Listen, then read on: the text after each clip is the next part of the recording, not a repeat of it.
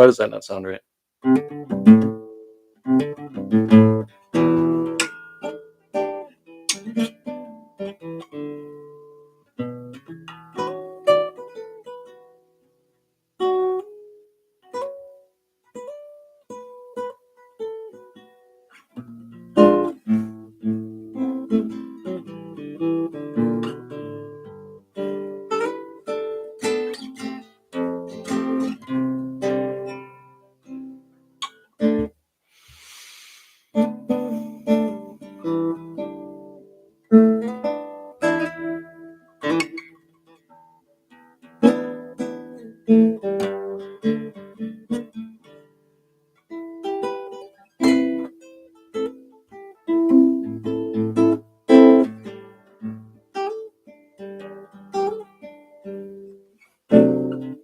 Ooh. Hmm. How does it go?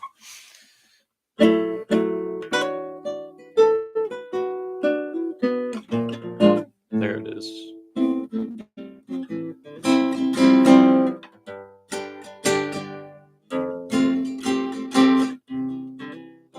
Go ahead, like the live for me, y'all.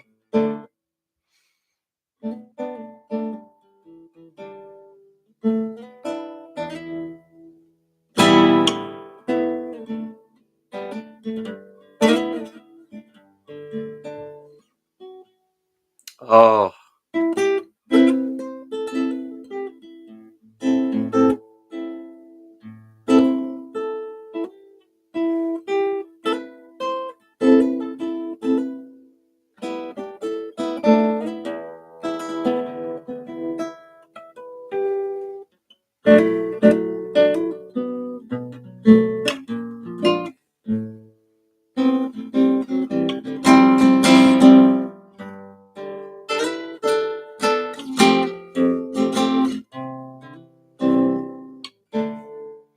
go ahead, tap that screen for me, y'all.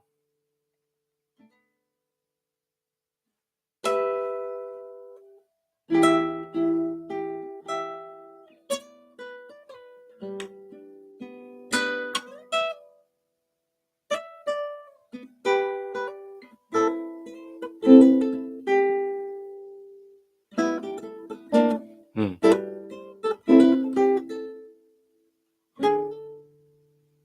How does it go?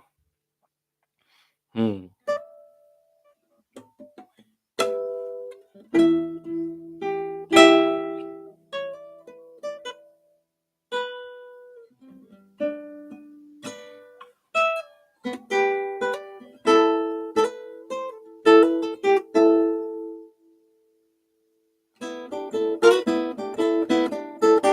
There it is.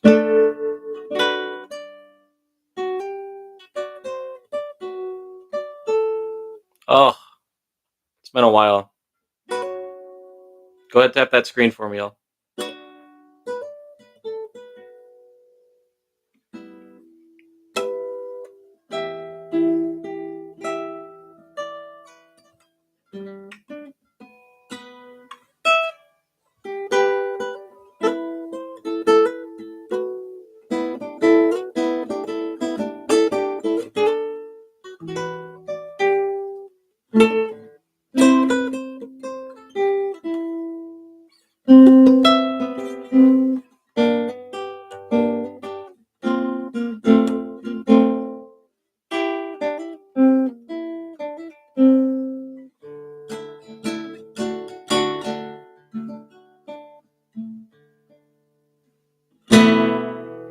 An incarnation has a beginning, our Creator doesn't.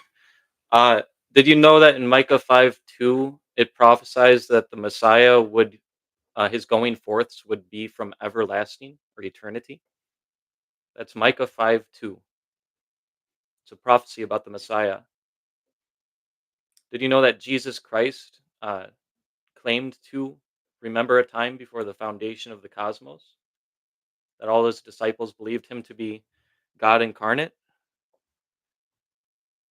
Do you know that Isaiah prophesies that the Messiah would be God incarnate?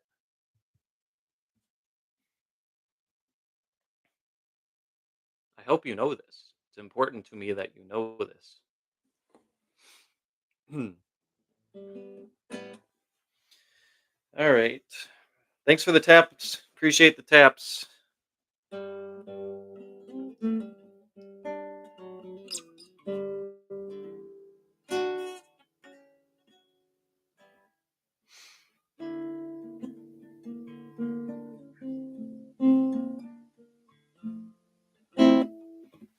There we got a guest. Awesome. First guest of the day. First guest of the day. Turn you up here. Turn the mic to the right setting. Oh, I guess the guest is no longer. Oh, wait, there you are. Abdel. How are you doing, man? Life is good. How are you? Good, man. Listen, I'm just gonna stay up here for like about 10 minutes because I'm actually going to campus right now. Right on. School. Yeah. So, I just want to say, man, listen, I love Jesus Christ. Good. He loves you too. Yes, I love him as a messenger who preached the gospel, who was sent by God Almighty, the Father, the only true God, and who performed miracles, was born from Virgin Mary, and he was perfect, sinless. I believe all of that. Are you a Muslim? Yes, sir. I just do not claim his divinity. That's all. So here's the thing, man. One of the main reasons that I don't subscribe to Islam, never have, never will, is because Muhammad is very clearly a false prophet. The determination of who is a false prophet given by Jesus, Muhammad fits that description. So if you really respect Jesus and you love him and you say all these good things about him, it's important to me that you trust what he says and that you reject Muhammad because he's preaching a false gospel. He's preaching a false way of salvation. And here's the thing, man, Islam affirms many like human things. Like for example, the image of heaven that Islam provides is nothing near the image of the purity and the love and the grace and the goodness found in the heaven that Jesus proclaims and Jesus claims to be coming forth from. He comes forth from eternity, but have created in and of itself. Jesus Christ and his teachings are far better than Muhammad as a person in general too. Jesus is far better than Muhammad, and Jesus actually warns about people like Muhammad. And I hope that you will be able to realize this and get out of this false religion, because Muhammad is as much of a prophet as Joseph Smith is for the Mormons. Listen. Okay, this is my humble response. So, the reason why Muslims, we believe that Muhammad is the final and last prophet. I know why you believe it. Yeah, so we got the Old Testament, right? We got the New Testament.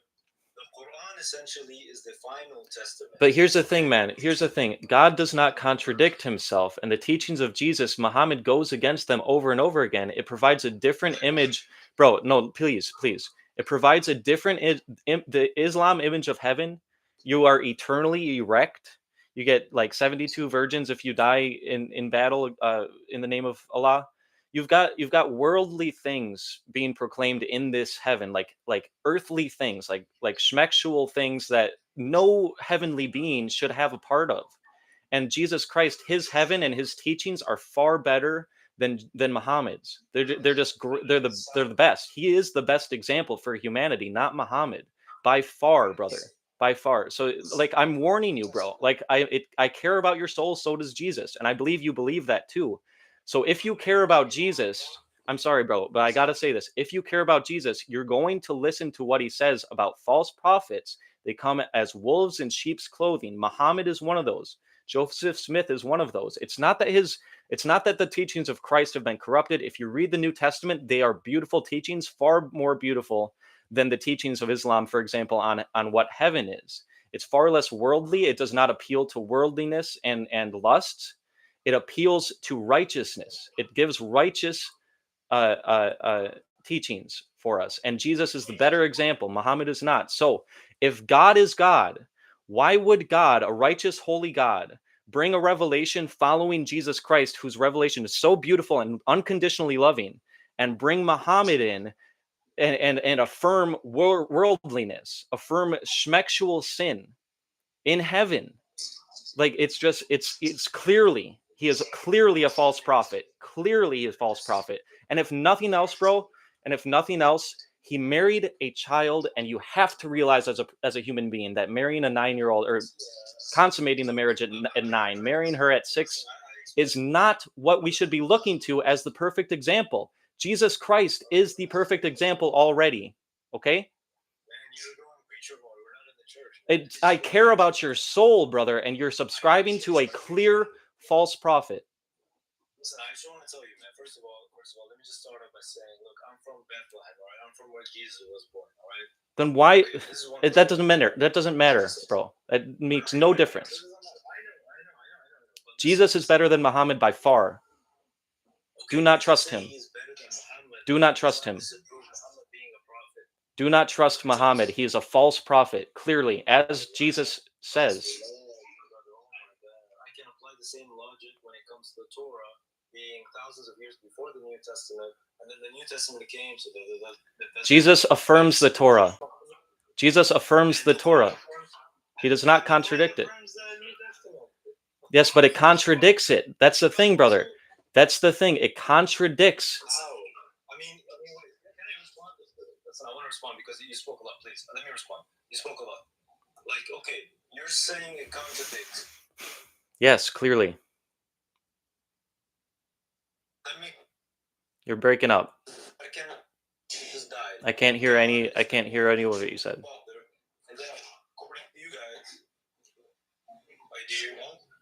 Yeah, I hear you now. Yes. Yo, do you hear me now? Yes. Leave your false prophet. He's clearly a false prophet according to Jesus. Who says God is not a man? Yes, I know that. Christians don't believe. This is what cults do, bro. And this is the same thing with the Mormons. They just lie and lie and lie on the doctrine of Christianity so that they can make it look false. But that's not what Christians believe. Christians do not believe God is a man. That's not what Christians believe. You see, we affirm that scripture in Ezekiel. I think it's located. The early church founding fathers were all Unitarians. They all believed Jesus was only the Son of God. The Father is the only true. That's not true. I can show you the disciples of Jesus, bro. The very disciples who lived and walked with Jesus Christ believed he was God. They worshipped him. No, I worship the creator of Jesus. I don't worship Jesus. I worship the God of Jesus. The early church fathers are the ones who developed the Trinity, which proclaims Jesus as God. The New Testament shows that the disciples... The Trinity wasn't even in the time of Jesus. After Jesus... No, I said developed. I said developed. So it's a logical exegesis of the scriptures that they were reading. The teachings of Jesus affirm, and they were trying to make sense of this because the nature of God is beyond human comprehension. So, of course, it's a little bit difficult to... God is not human-like. I know.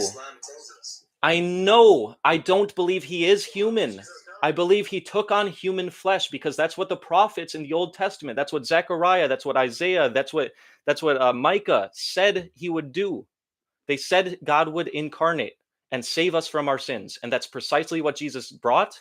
And he proclaimed that if anyone comes, even an angel in heaven, comes bearing a different, that was Paul, but if Jesus affirms that if anyone comes bearing a different message, they are a wolf in sheep's clothing. And Muhammad is that, Joseph Smith is that. How come Prophet Muhammad is prophesied in Daniel? He's not prophesied in Daniel. He's not. Yes, that's not a prophecy of Muhammad. And just because it's Ishmael, that doesn't even affirm Islam in and of itself. A great nation. I have a question for you. Goodness gracious, man. Just listen to me. Relax. You need to leave Muhammad. He's a false prophet who married a child. He's not worth following. You keep saying false prophet, but let me tell you what. Tell me what is wrong with Islamic belief system about God? I'm not talking about Muhammad now. Because they say that Allah. First of all, they say that Allah is the all-loving, right? Correct. Of course, he's all-loving. Right. So how can he be all-loving without creation? Before creation, who was he loving? So I'll answer you. That's beautiful. Good question. Who was he loving? The answer to you. You're going to tell me it's the idea of creation. Okay. Before creation. creation. Yes, love cannot be It's not love actualized. first. Love cannot be actualized without a receiver. The selfless So form first of of all, love. before creation, God is, for example, God is merciful in his attributes, right? His mercy applies to people who commit sins, and then God forgives them. Did So God before command? creation, Did before God? creation, Okay. Did God tell Muhammad to marry Aisha? He did, God right? He tell did. Muhammad to marry Aisha? Yes, he did. Historically, the way that Muhammad put it, God was the one. It's just like Joseph Smith. He told his followers that God was telling him to marry a 14-year-old, and then he went and did that. Yes, Aisha is the 14 years underage. mature, and plus That's not 17th century. mature. Oh my days. Bye bye. That's disgusting. Ugh. Ugh. Blah. Goodness gracious. 14-year-old is not a mature person. God, that gets me worked up. Such a clear false prophet. One of the most clear false prophets. Don't follow Muhammad. He's not a good person to follow. Follow Jesus Christ who loves you, the one who died for your sins, as prophesied. Hey, I Shai. just want you to, I want to ask why you think Jesus is the Messiah. Because he is prophesied about by all of the previous prophets. Show me the prophecy. Isaiah 53, the entire chapter is about his life. Isaiah 53? Yes, it's a very clear one. You can also find a prophecy of Jesus in Genesis 3 after the fall occurred. That's not a prophecy. It is a prophecy. It's literally telling the future. It's God telling them what's going to happen. That is what a prophecy is. Oh, so Jesus does not fulfill that prophecy. Yes, he does. He He squashed the power of Satan and hell and death, and he gave us a foundation to be redeemed back to God freely because of his love for us. What qualifies that as a prophecy? Because God told Adam and Eve that would be happening, and then Jesus fulfills it by crushing the head of the serpent. He got bruised. That is spoken of to happen? Yes. Is that what it is? That's what it is. By that definition, Isaiah 53 is not a prophecy. Isaiah 53 is a prophecy in that God is revealing what's going to happen to the suffering servant, brother. Yes, it is most definitely a prophecy. That's why if it already happened. No, it's not written in prophecy by your definition. Goodness gracious, brother. Who told you it was written in past tense? It is written in past tense. Who told you that this is talking about a past event? Because you're lying on my live, and I don't appreciate it. No, I know what it's talking about. It's actually talking about Israel. It's not talking about Jesus. Yes, this is the nature of prophecy, brother. I had a large conversation yesterday with a Muslim about this, and it's purely a misunderstanding of the nature of Jewish prophecy and how they made their prophecies. Is this a prophecy? Yes. Isaiah 53? Yes. So often prophecies are fulfilled. Yes. So often prophecies are fulfilled multiple times. This is why over and over again the disciples of Jesus Christ, the Jews who were interpreting and knew these scriptures, understood them to be prophecies. You can also find examples. Prophecies can be filled multiple times, and I can just fill it today. How can you fulfill it today? Are you going to go get crucified for our sins? Anyone who goes through this can say they fulfilled this prophecy by that standard. You see how it doesn't really. It's telling of his whole life, brother. You got to be kidding me. But let's go to Zechariah 12 and 13. This was one that was that even the Talmud testifies as a messianic prophecy fulfilled by Jesus. They don't think it was fulfilled by Jesus, though. Yeah, let me read it to you. It makes me sick, brother. That you guys want to hold so tightly to this false prophet, and it's I understand. Like I held tightly to false things in my life too, but you need to start taking Jesus seriously. He's so far beyond Muhammad. He's not real. You don't think Jesus is real? I mean, he existed as a person, but he's not like a. Well, that's what he claimed. That's what he claimed to be. That's what all of his disciples died claiming as well. That's from church tradition, like 300 It's years not. After. No, it's not. It's from the earliest sources on Jesus Christ, which are all first century documents, brother. So The first century entirety of the New. documents say that the disciples were crucified or martyred. There's only about one first century and a second century document that you can point to Yeah, it that shows has that Paul it's in writing fact about it. it tells of Paul's death. So Yeah, it you've does. got It you've has got it. one of It's the in, you've got one of the greatest examples of why we can trust these testimonies, because Paul was an enemy of Christians. He was persecuting no, Christians. you really can't trust these testaments. I'll tell you why. Because Clement was a church father, and he never actually met Paul or James, but he I'm not does talking about speak on Clement. their martyrdom. He's never met them, but Oh my days, man. Why do you let's just let guys it go. let me just goodness gracious, man. Let me just ask you, because I think this is the clearest way to point out to you guys that you're trusting a false prophet. Do you think in any time period it is okay, or it would be a thing that God would tell someone to do, to marry a 6-year-old child and to consummate the marriage at 9 years old? Do you think that in any No, age, any century, that is an okay thing no, to do that God would condone? absolutely not. Okay, why do you follow the man who did that and who said that God told him to? I am not a Muslim. I don't follow them. Oh, you're not okay, so you're an atheist? I'm agnostic. So I believe that God is a possibility. Okay. But I'm just really atheist to the Christian God. Okay, I thought you were a Muslim. My bad. I'm glad you're not following that guy, because Jesus is so much better. But that being said, Jesus is also so much better than anyone else in human history, arguably. I would say it's pretty clear based on what we see as far as an effect on human society, all the good that Christ's teachings have done, and also the foundation for billions and billions of people to understand that we have a God in heaven that loves us, is willing to forgive us, and points us towards righteousness and away Yeah, from but I'm not evil. opposed to the Bible being true. You're opposed to the Like Bible Islam, being true. like a biggest religion. Okay. So Like, so do you here's the thing, man. I think a lot of people, myself included, for a while, a portion of my life, before I understood the historical method, before I really ran the New Testament through the tests of the historical method, I thought that it was all hogwash and corrupted too. But there's more attestation to the first century New Testament documents being reliable documentations of the life of Jesus Christ and truly showing what the beliefs of the disciples were than there is for basically any writing throughout all of antiquity. We've got more historical data to affirm that these first century documents are communicating Christ's teachings and the beliefs of his disciples. And and what is that the historical? vast What majority makes you of like that historical? and the vast majority of scholars would agree with that point. So, because we have the testimony of the disciples, we've got what they were preaching after his resurrection, we've got their beliefs in there.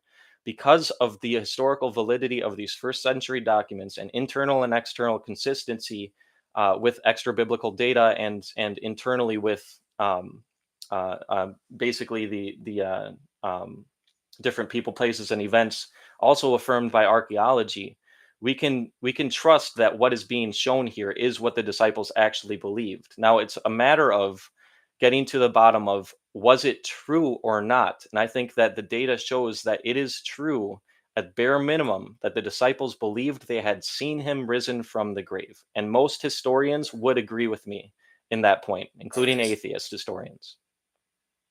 I would agree too. Yeah. That just So doesn't mean that's true. right. So now we analyze what is the thing that could have happened to have caused these people to believe it so strongly that they went to their graves preaching this message. So that is not exactly 100% true or verifiable because the writings that we have of the disciples martyring, those come by like 200 Okay. years later. Yeah, sure. So Yeah, yes, I'll they've grant you been that. passed on by oral tradition. I'll grant you that. However, it's like, I'll how grant you that. reliable is that? That's fine, but we have what they are preaching in, for example, the temple in Jerusalem. We have one of the earliest creeds in the book of Acts. We've got this message being preached, and it's about how he was telling the Pharisees basically to their faces that they crucified their Messiah. This type of message is precisely what Jesus got unalived for, was his proclamation to be the Messiah. The disciples continued that message. They saw the Messiah get crucified, and they continued preaching this message to the ones who crucified their Messiah. So it is very likely, highly likely, not only from the second century sources that show the martyrdom of these disciples, and also first century sources such as Clement and Josephus talks about James. But we've got internal evidence that their message, what they were preaching, extremely offensive message, was likely something that would end in their persecution. On top of that, we know for a fact that the Christians were heavily persecuted starting in the first century already. So clearly, there is good evidence to believe that these disciples went to their graves proclaiming this message. On top of that, there was quite a few people, like 11 people plus 12 if you count Stephen, whose martyrdom is accounted in the book of Acts, plus Paul, an enemy of Christ. You've got all this testament, and not one of them caved and brought out that it was a lie. Went to the enemies, and the enemies could just debunk them. Brought forth a piece of evidence that Jesus had not risen from the grave, such as a bone. You know, there's absolutely nothing that shows their testament to be untrustworthy. The only reason, and this is serious, the only reasonable way that people conclude that this did not happen is because they do not believe that a miracle like a resurrection can happen. But if you put the New Testament through the historical method, it seems that the resurrection did occur. It is the most reasonable conclusion to draw from these documents, from this data. So I just disagree when you say it's the most reasonable to It is. And go back to when you said Jesus is the Messiah. This is why the vast majority of people who study the New Testament are believers in the resurrection themselves, is because that is the most plausible, reasonable explanation. If you have a more reasonable explanation, you can propose it. But I've been doing this for a while, and I still have yet to hear anything outside of the hallucination theory, which is debunked not only from the rings of truth within the Gospels, showing that they were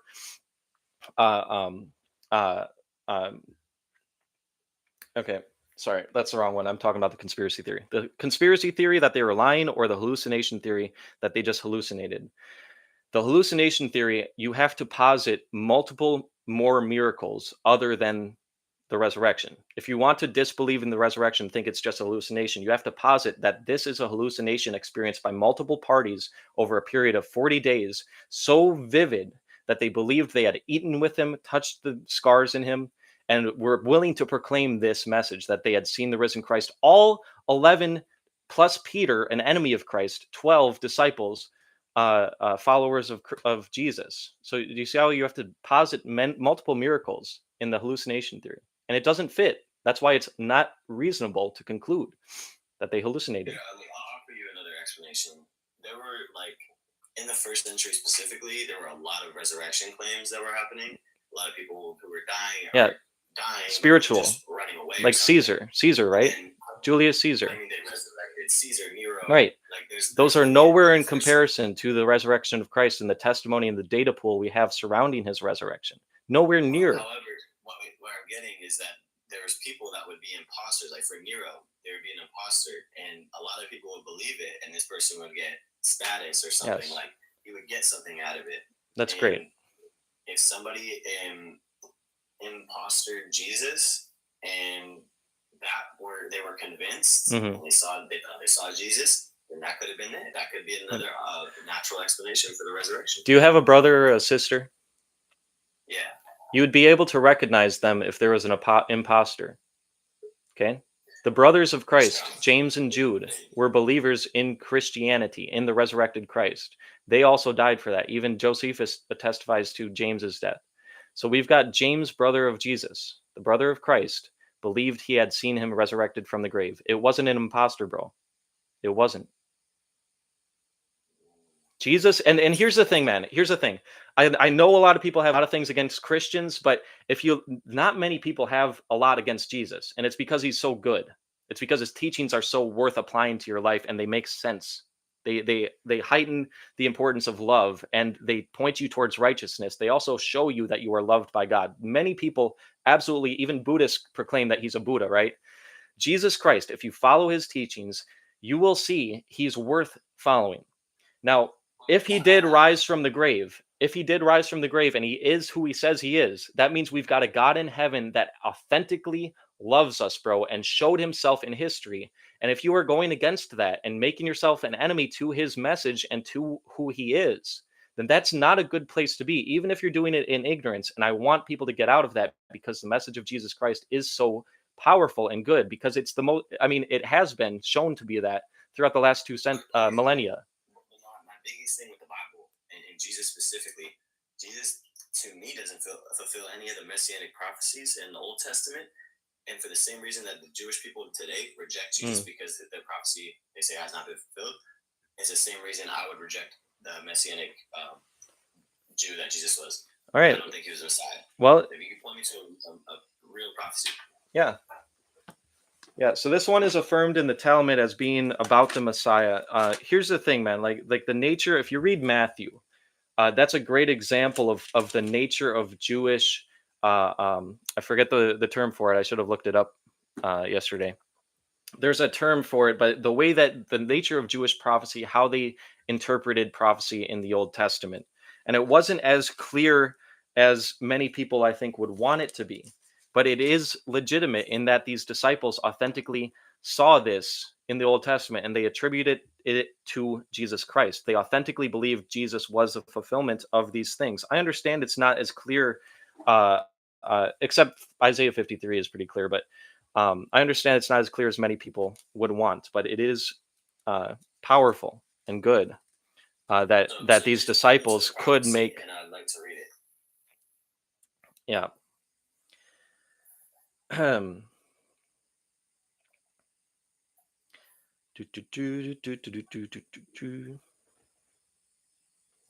Zechariah 12 through 13 is fulfilled in Matthew 26. Okay, let's read Zechariah 12 through 13. First, I'm going to read you what Matthew says about it, okay? Because he's the guy who mentions the most amount of prophecies in his gospel. So I just want to say, basically, what's happening with these prophecies, they weren't all made clear, and this is shown in the New Testament itself, how Jesus showed them and helped them interpret how the scriptures, the Old Testament, and remember, they authentically believed they had seen Christ giving them this message. Several times in the book of Acts and in the Gospels themselves, he opens their eyes and their minds to interpret the Old Testament and see that he is talked about in there over and over and over again. And if you read it with an open mind, you do see how it is foreshadowing the Messiah and Jesus Christ himself. But he says, so you testify against yourselves that you are descendants of those who murdered the prophets. Oh, wait. Am I in the wrong one? Yeah, I'm in the wrong one. 26. Then Jesus said to them, "Tonight you will fall away because of me, for it is written, I will strike the shepherd, and the sheep of the flock will be scattered." That's what the prophecy is in Zechariah. It's talking about how the sheep of the flock will be scattered. That's what happened to the disciples following his resurrection. And this is showing the power of their testimonies too, is because they ran away when Christ was crucified, but something, and this is what the majority, if not every single historian who studies the New Testament agrees with, is something happened to the disciples to make them turn around and go proclaim in the temple in Jerusalem that Jesus had arisen from the grave, and they crucified their own Messiah. You see how things are kind of stacking up here? This is a prophecy from Jesus himself. I'm looking at the whole passage, and I see where it says that the sheep will be scattered. It says 2/3 will be struck down and perish, yet 1/3 will be left in it. This third I will put into the fire. I will refine them like silver and gold. It's not. Yeah, in Zechariah. Like, is that all a prophecy, or is it just the verses that you're talking about in Zechariah? You're reading out of Zechariah. The same passage where you get that one. Yeah. You just read along, and it doesn't really sound like Jesus. So again, this is the nature of Jewish prophecy, though. It's not clear as day, except in Isaiah 53, it's pretty clear. But people will argue that away, saying it's talking about Israel. It is talking about Israel, but that's the nature of Jewish prophecy, bro. It's fulfilled multiple times, and it's foreshadowing the Messiah.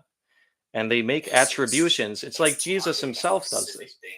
it's talking about like a specific event, especially in Isaiah 53, how Israel's going to pay for their own sins, and like Okay. they're going to be pierced for their own transgressions, and then they will be let back into Right. the land. So it does have a specific meaning. I Right. think you can say it was fulfilled twice, 2 or 3 times, but when It you was. get into that, you kind of get in this gray area to me, and it's like, well, what can we classify as fulfilling any prophecy? Because for all I know, the writers of the gospel could have been using these little verses Mhm. and then putting it onto Jesus like a narrative. Okay, That's how it comes off to me. here's a prophecy that only is fulfilled in Jesus. It's not fulfilled before him. Okay? Jeremiah 31:31. Look, the days are coming. This is the Lord's declaration when I will make a new covenant with the house of Israel and with the house of Judah. This one will not be like the covenant I made with their ancestors in the day I took them by the hand and led them out of the land of Egypt, my covenant that they broke. Even though I am their master, the Lord's declaration. Instead, this is the covenant I will make with the house of Israel after those days, the Lord's declaration. I will put my teaching within them and write it on their hearts. I will be their God, and they will be my people. No longer will one teach his neighbor or his brother, saying, Know the Lord, for they will all know me, from the least to the greatest of them. This is the Lord's declaration, for I will forgive their iniquity and never again remember their sin. This is precisely what the disciples believed Jesus had come to do, and what Jesus also proclaims he is doing. This is a prophecy of the new covenant. Right. Amen. That's Jesus. Okay, when the Lord will make a new covenant with the house of Israel and the house of Judah. I'm gonna reread it before I respond. Do you see how it's alluding to Jesus and his forgiveness of sins, which is still the core message of his work? That he would provide a foundation for us to know with assurance that God can forgive us, that God will forgive us. He has forgiven us. If we just have faith in him, we will be saved. So it doesn't it just talks about a new covenant. It doesn't really say, like Jesus will do it. Like, it's not a messianic prophecy. It most assuredly is. That's what the Jews were waiting for. The Messiah would be the one who forgives sins. No, the Messiah will be the one that brings peace and the ruler over Israel. Right. The ruler of Israel. Yes. Like, and the son David. And the forgiveness of sins, as is prophesied in Jeremiah 31:31 through 34. This is not about a Messiah. It most definitely is. I don't know where you see about Messiah. All right, let's go to the next one since you don't want to accept this one. This is what Jesus himself quoted in the book of Luke. He's quoting this passage as a start to his ministry, as a proclamation of who he is. This is also shown in the show The Chosen very vividly, and it's showing the intensity of his proclamation of this message and saying that he's the fulfillment of this. Jesus himself says he's the fulfillment. Says Isaiah. Okay, there is something to fulfill here. If Jesus is saying he's bringing a new covenant, then that would be the claim. But it doesn't speak of a Messiah in this passage. And if you could show me that it does, then I would believe it, but it doesn't. Well, I'm sorry, brother. Here, let's see. At that time, this was the Lord's declaration. I will be the God of all the families of Israel. They will be my people. This is what the Lord says. The people who survived the sword found favor in the wilderness. Israel went to find rest. Can I ask what verse you're reading? I'm in the beginning of chapter 31 in Jeremiah. Sorry. Look, the days are coming. This is the Lord's declaration. I will make a new covenant with the house of Israel, the house of Judah. This one will not be like the covenant I made with their ancestors. I took them led them out of the land of Egypt, covenant that they broke. One who gives light by day fixed.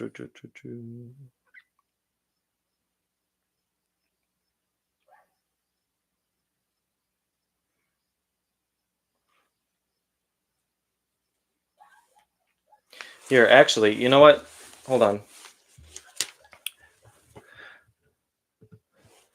Is Jeremiah 31 new covenant considered messianic by Jews?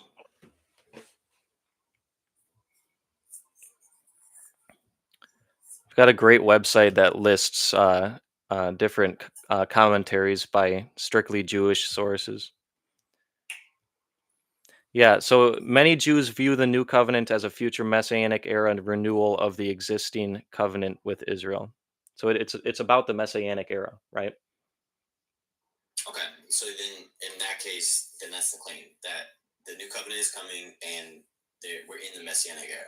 That's because Jesus has arrived and he's brought that new covenant. Now it's faith alone that saves us, and Jesus sanctifies us through that faith. We are inspired towards righteousness because of him, and we're forgiven because he loved us first. We are more inspired to love and be righteous people because of that. We understand his power too, and his sacrifice. But do you know what the messianic period is going to look like? Not precisely. We get allusions to it It's and descriptions of it. you'll hear it in Revelation is being echoed in the Old Testament from the Old Mhm. Testament, but there's going to be peace, and Yeah. the son of David, directly from the bloodline of David, will be a ruler, king, and it will be basically one nation of peace. Yep. That was never fulfilled by Jesus. So even if he does, Well, no, to be this Messiah to it bring actually, he can't it's bring that. actually Jesus addresses that though. You see, he actually prophesies that he's coming back again to bring that messianic age full to its fulfillment, So right? But so when we I hear as that, I just hear that he didn't fulfill it. He didn't fulfill that. I mean, yeah, you could say he hasn't come yet, but I mean, first of all, in the Old Testament, it never says the Messiah's going to come twice, and then right, I to the know. second point, But the Jesus first time he did come, it's there like there's a progressive revelation that happens from the Old Testament to the New. It's a progression in revelation. This is why Jesus does away with some of the old covenant laws. We don't have to any longer like stone people, for example. We're not called to do that as Christians. This is the messianic era of peace in the like seed, like starting to grow from the time of Jesus onward. And we see how it's growing and growing and growing. And this message of peace, love, and grace from God has been growing since then. And you see how this new kingdom is it's here already in us, in the so the messengers of Old Christ. Testament says that nation will not bring sword against nation, which means that the nations will not be going against war at each other. No, I know. That is an indication. No, and Jesus he's progressively revealing how this is going to play out.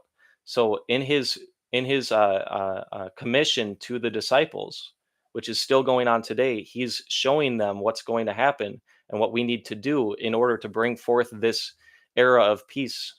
And Jesus is it's going to happen in its fulfillment at Christ's return, which he promises to do. I know that's not shown in the Old Testament specifically, but that's what Jesus revealed. You see, there's a progression in revelation, and this is what the disciples authentically believed. Remember, Sure, but if it doesn't say that in the Old Testament, you believe that's the same God of the New Testament. It yeah, would it be a doesn't little say bit a lot of contradictory and things. say that it's just progressive revelation It's that not it's going to contradictory. happen differently. It's not contradictory. It's just a furthering of understanding of how this is going to come about. Like okay, so if you're saying this prophecy hasn't been fulfilled yet because there's no Not in peace its and there's no. fullness. Not in its fullness. I mean, then he doesn't fulfill that I don't know how you could I call him know Messiah. I know, but he promises to when he returns, right? It's a progression in revelation and how this is going to be carried out. But why should I trust that he will do that when he returns? Why do I trust that he even returns? Because he rose from the grave historically, so we can trust what he says. Uh, so that goes back into a different argument. I'm saying he doesn't fulfill the prophecies that the Matthew claims he fulfills. Yeah, I And know. then he doesn't fulfill the messianic prophecy. You No, said no, no, yet, no. but He he doesn't does. fulfill the ones that He does are about fulfill the ones peace. that Matthew. It's just you don't agree with the nature of the prophecy that's being spoken about, and I understand that. Like Matthew uses pretty vague scriptures and calls them prophecies, but that's just the nature of Jewish prophecy. It's a misunderstanding of what he's doing there. There's a term for it. There's a terminology for it. It was happening even prior to the disciples of Jesus. But either way, let's go to the passage that Jesus himself proclaims at the beginning of his ministry. It's Isaiah chapter 42. He quotes this to the synagogue people. This is my servant, I strengthen him. This is my chosen one, I delight in him. I have put my spirit on him. He will bring justice to the nations. He will not cry or shout or make his voice heard in the streets. He will not break a bruised reed. He will not put out a smoldering wick. He will faithfully bring justice. He will not grow weak or be discouraged until he has established justice on the earth. The coasts and islands will wait for his instruction. This is what God the Lord says, who created the heavens and stretched them out, who spread out the earth and what comes from it, who gives breath to the people on it and the spirit of those who walk on it. I am the Lord. I have called you for a righteous purpose. I will hold you by your hand. I will watch over you. I will appoint you to be a covenant for the people and a light to the nations, in order to open blind eyes, to bring out prisoners from the dungeon and those sitting in darkness from the prison house. Okay, Jesus. Where in that does that say Jesus to you? Because Jesus quotes this. Jesus quotes this at the beginning of his ministry and saying that this prophecy. At my beginning of my ministry, you would not attribute that as a prophecy to me, right? If I was a first century Jew, then this is how prophecies are proclaimed oftentimes. You see that, for example, in Matthew over and over and over again. So it's not a matter of my cultural worldview. It's a matter of the Jewish context during the time of Jesus and what he's telling them. And this is why it was so offensive, because they understood what he was saying. He was calling himself the Messiah, essentially. I mean, the way Jewish people would interpret it is that the servant is Israel, and then their faithfulness is rewarded. Nope. This was considered messianic, brother. This is considered messianic by... Yes, by the Jews. Is that true? Yes. Here, hold on. Luke 2:27. Guided by the Spirit, he entered the temple, and when the parents brought in the child of Jesus to perform for him what was customary under the law, Simeon took him up in his arm. Oh, wait. That's not the right one. Hold on. Did I write down the wrong? Goodness gracious.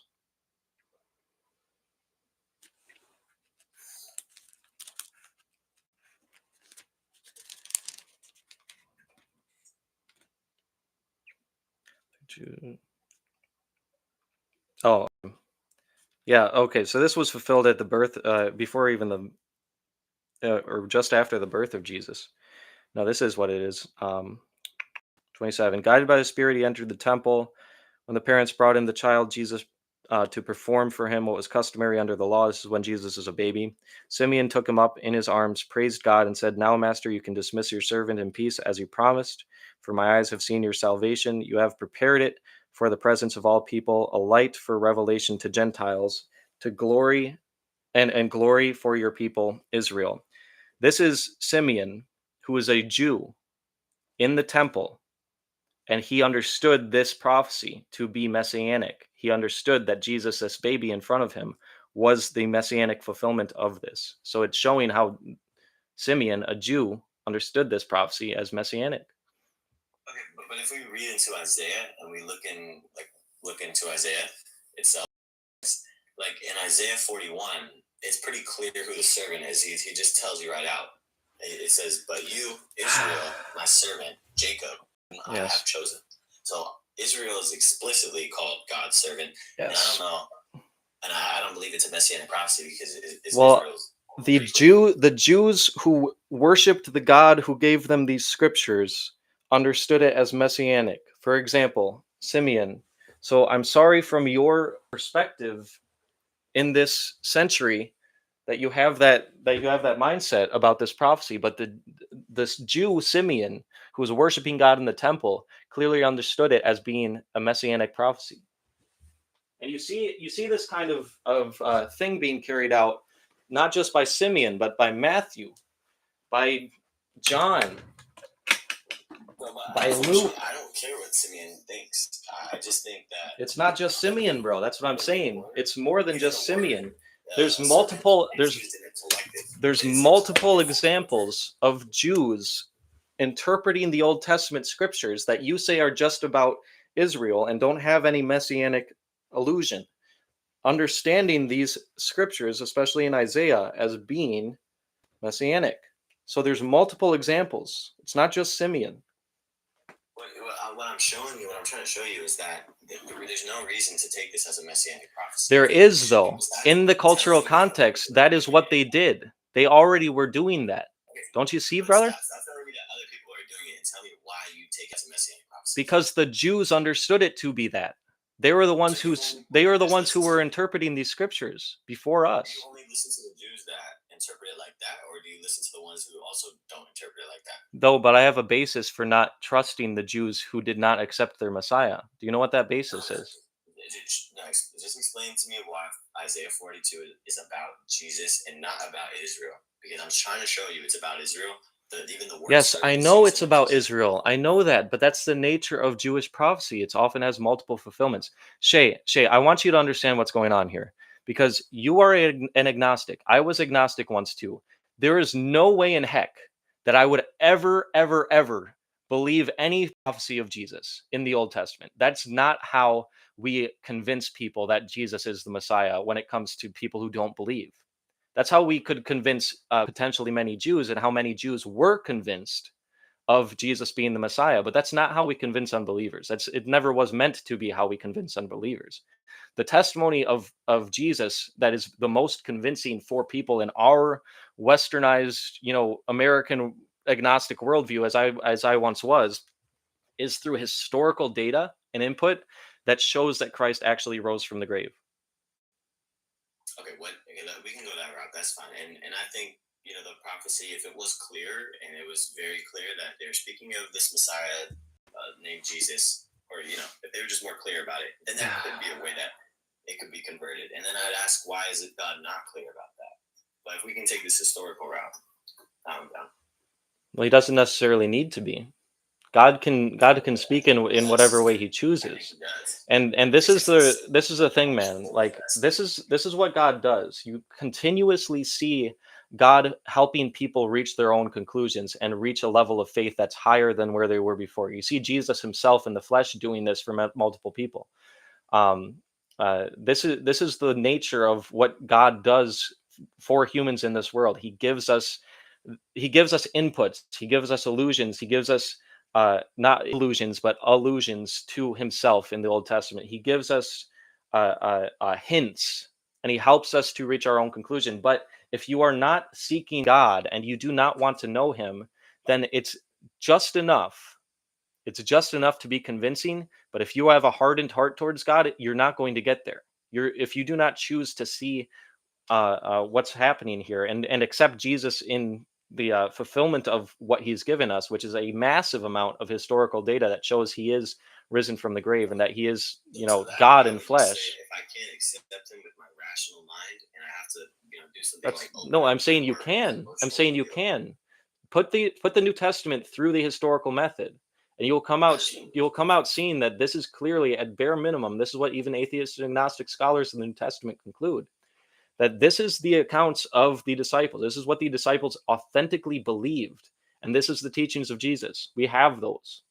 And so rationally, we in our Western worldview, in our 2025 worldview, agnostic Americans, we can come to this conclusion rationally. And many people far smarter than I have come to the same conclusions.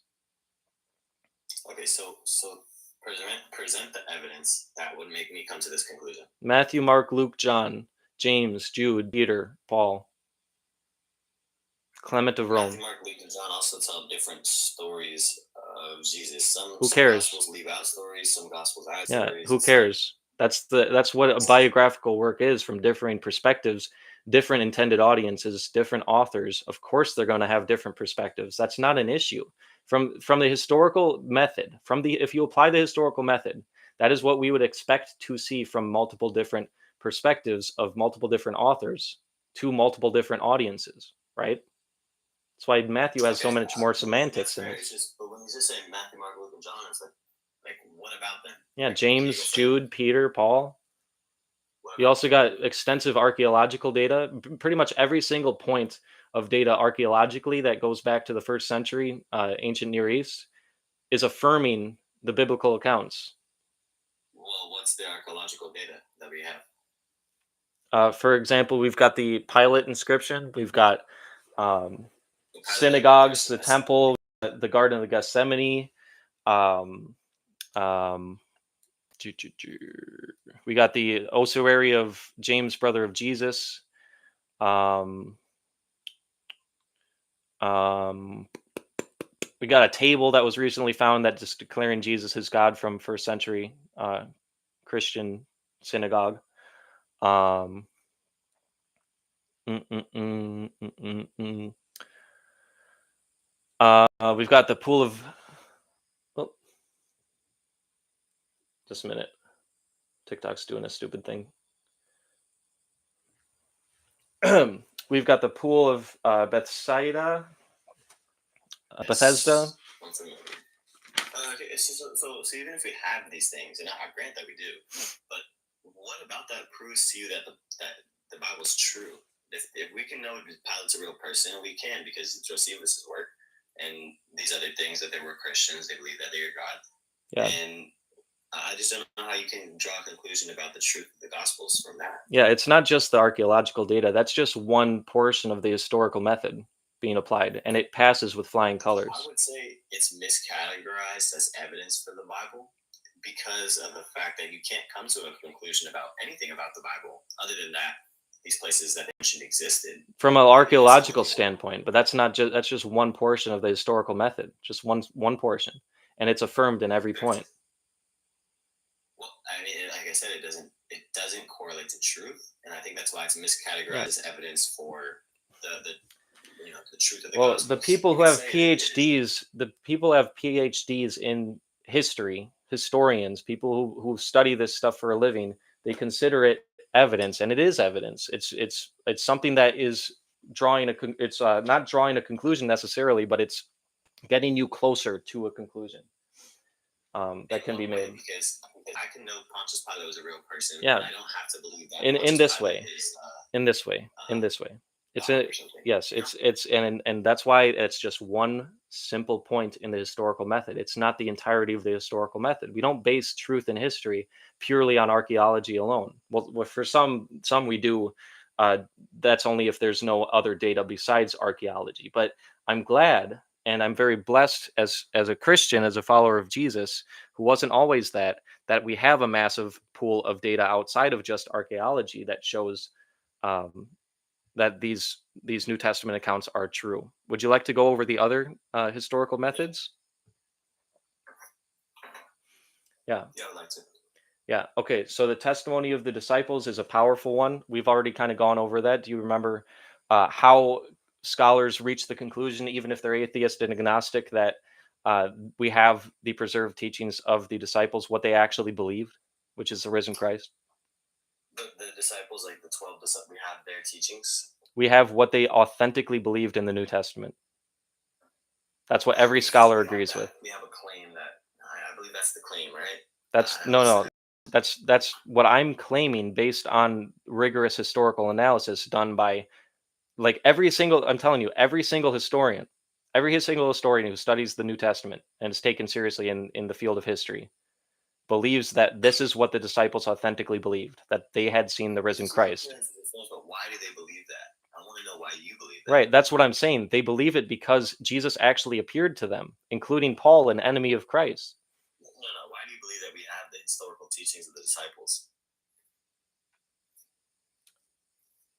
I believe we have the writings of the historical disciples because the New Testament is shown to be a first century compilation of documents.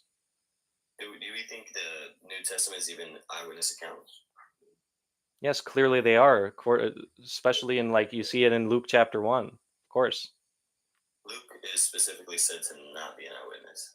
Luke isn't an eyewitness. His sources were eyewitnesses, the eyewitness community, brother. Okay, that's his claim. You can say it's a claim and you can call him a liar, but it's clearly what he believed, and it's everyone wants to just toss out the New Testament. It's just a bunch of lies. Like these guys are just doing this for fun or whatever, for power or influence. There's no motive that makes sense for the conversion of Paul, for the conversion of of this Gentile in the case of Luke. There's no motive that makes sense for them declaring this message of the risen Christ, especially when it was so offensive to both the Roman Empire and the Jewish religious institution of the day. There's no motive that makes more sense than that they actually authentically believed what they were writing. And there's no reason to believe that Luke is lying in the first portion of his book, of his gospel, when he says, "Many have undertaken to compile a narrative about the events that have been fulfilled among us, just as the original eyewitnesses and servants of the word handed them down to us. It also seemed good to me, since I have carefully investigated everything from the very first, to write to you in orderly sequence, most honorable Theophilus, so that you may know the certainty of the things which you have been instructed." There's no reason to believe that he is lying. But everyone wants to just draw that conclusion because they don't want to believe that it's true. And I don't know what your motive is for not wanting to believe it, but if Jesus rose from the grave, that is the best news in the world, and I'm so glad that it is affirmed over and over and over again by the historical method when applied to the New Testament, which is the source documentation for Jesus' life. Okay, I'll grant you that. I don't think Luke is lying. Amen. However, it doesn't mean that what he's saying is necessarily true. It's the most plausible, reasonable explanation that Jesus actually rose from the grave. It simply is. Every other theory that's ever been come up with falls far short in light of the data that we have. Far short. It will fall short of the claim that Jesus rose from the dead, because that's like the most craziest happened, and how else could That's why it's so profound, because it seems that it did happen. And if it did happen, then we've got a God that unconditionally loves us and just wants us to turn from evil and believe in him. He loves us, bro. I can't really offer you another explanation, but I guess I still disagree. Yeah, and I understand. Like that's the thing. No one can offer a reasonable explanation besides the resurrection of Christ, but they cannot say the resurrection happened because you don't believe. That's not reasonable. It is reasonable. That's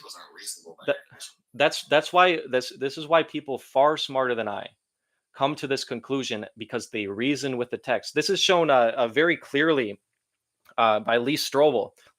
And people say that Lee Strobel's not worth taking seriously. He's just writing his subjective account. But in his subjective account, I understand it's subjective. I got my own too. In his subjective account, Lee Strobel takes the New Testament and he doesn't believe it at first. He thinks his wife is crazy, who converted to Christianity. He puts it through rigorous historical analysis and scrutiny, and he comes to the conclusion out of reasoning that Christ actually rose from the grave. But your heart's got to be there for it. You got to be willing to seek God and authentically get close to him and see if he's real. The way that I came to the conclusion that Christ is real is before I knew any of the history. I thought it was all just like you. I thought it was all a bunch of lies maybe, or it was all just a bunch of foolishness, mythology maybe, whatever. Didn't really take it seriously. But I was seeking for a portion of my life. I started seeking the Creator. I got into Native American theology, and which actually lines up with Jesus quite a bit, oftentimes. And I was seeking the Creator. I wanted to know the Creator. I had already been in communication with what I thought were spirit guides, and I was doing tarot cards and all kinds of mystical crap like that. When I started seeking the Creator, he started speaking to me, and I wanted to know who he was. It wasn't until someone who I respected highly told me, "You need to start taking Jesus seriously," that I experimented in prayer with him, and he came through for me by answering my prayers and by basically showing up for me. And then I started reading the Gospels. That was my own experience. It's experiential evidence that got me there. But reason and logic, historical method has gotten many people far smarter than and less stupid, especially when I was 21, than I, to conclude that Christ rose from the grave. The majority of people who study this stuff concludes that Christ rose from the grave. They're Christians. A lot of them are Christians after they studied it. Right. I just think for me, and the resurrection account, I can agree with you that it's the best explanation, but it is a valid explanation. Yeah, it's only not the only thing that makes it not valid is if you believe that cannot. If you believe that he couldn't have risen from the grave, therefore there has to be something different to explain this. Yeah, and that would kind of be my view right now. However, I'm not just completely closed off to that thing, but I think the God of the Old Testament. This is another problem I have. It's, I mean, I like get the that. slaughtering and the killing and the I get it. slavery and like Yeah. all that stuff. I don't know how that could tie into being all loving God. Yeah, ultimately it was to be able to protect Israel, purify them, and make it so that they could bring forth this Messiah, so that ultimately salvation could be opened up for all of humanity. That being said, Jesus shows the unconditional loving nature of God in action in his human walk. What he had to do in the Old Testament, he had to do because of the wickedness of people's hearts, and it's always because of wickedness. He's never judging people for something that they did right. He's never judging people that didn't deserve it. Um, uh, Except in the case of children being swept up in judgments potentially, which also could be hyperbolic. But that being said, the flood, you can't really get past that one. And I get it. Like it's hard for me too. It's one of the main reasons I didn't want to accept Jesus, but Christ is the clearest revelation of who God is. What happens in the Old Testament was summarized by Jesus Christ. He's basically saying if this were carried out, none of the Old Testament would have had to happen. The way he summarized the Old Testament was love God with your heart, soul, mind, and strength, and love your neighbor as yourself.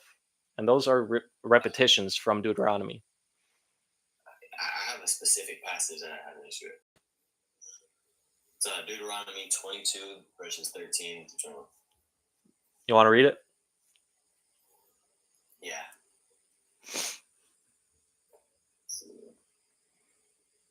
Okay, so let me just pull it up. Yep.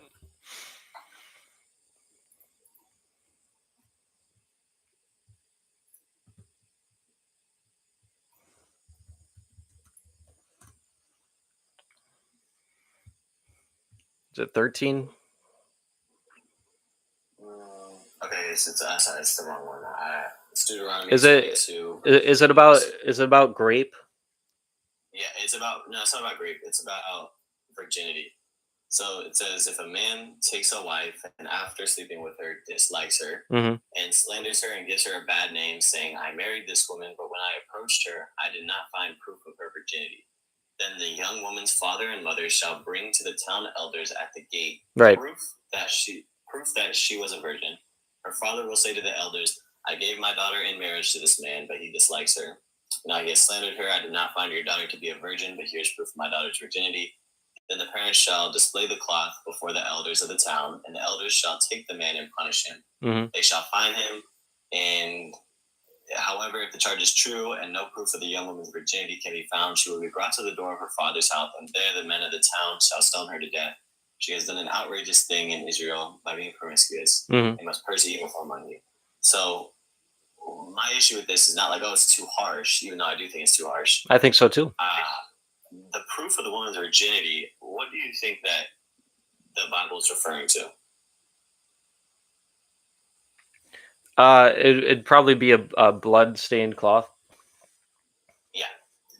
And we know now with our science that only 50% of women bleed and 50% of women don't bleed. Yeah. So this is referring to a judicial system in the nation of Israel. There was actually like a judicial system that was being carried out. It wasn't just like set in stone that this is what we're going to do. Stony was ultimately the extent or the finality, harshest punishment that could be received, but they would go through a judicial system. That being said, this judicial system was never meant to be perfect. I think in this case, it gives the parents a lot of leeway to be able to. I mean, they could just stain a cloth and with their own blood if they wanted to, and present it if they really needed to. So it kind of gives them an out, or the woman an out, in that scenario. But either way, it was never meant to be. This book of law, the Torah, was never meant to be a perfect law. We've got like the moral code and the 10 Commandments. Those are the only ones that are ultimately still applicable for the most part, at least what Christians will likely apply to their lives still. And Jesus points this out, that it was never meant to be a perfect law, clearly, when he answers the Pharisees about their Moses's dictation on divorce. And he also says it was Moses giving this too. So it's not necessarily just the words of God being spoken here in Deuteronomy 22. It's Moses's dictation or law for the judicial system of Israel. Okay, so it's kind of you're going back in like two different ways. You're saying the law was not perfect, and then it could also be Moses that wrote this. Right, and it wasn't perfect. However, why would God give this if He knows it's imperfect? And then you can go into like a philosophical question. Yeah. Can a perfect God create something imperfect? Like, yeah. How do you reconcile that? Free will. He gives them the gift of free will. But referring to his own words and command, like these are commands from God. Moses said he got the law from God. So right. How do you reconcile like us knowing now that, like, to me now, my perspective would be, okay, this was written by ancient people who had no understanding, of a modern morality system. Like they were never going to reach that. No, it's far more primitive than God's fullness of revelation and how God would carry out laws, basically, especially in our time period. But it was a step in the right direction, and many scholars who study the ancient Near East books of law, they'll affirm that this book of law was radically going in the direction of human rights and basically a judicial system that was far preferable for women and children and people of all slaves, for example, than any other book of law found in the ancient Near East. So we see him drawing humanity out of a very primitive culture, but it's still a primitive culture. You got to understand. But that being said, I did address this whole Moses getting the law from God.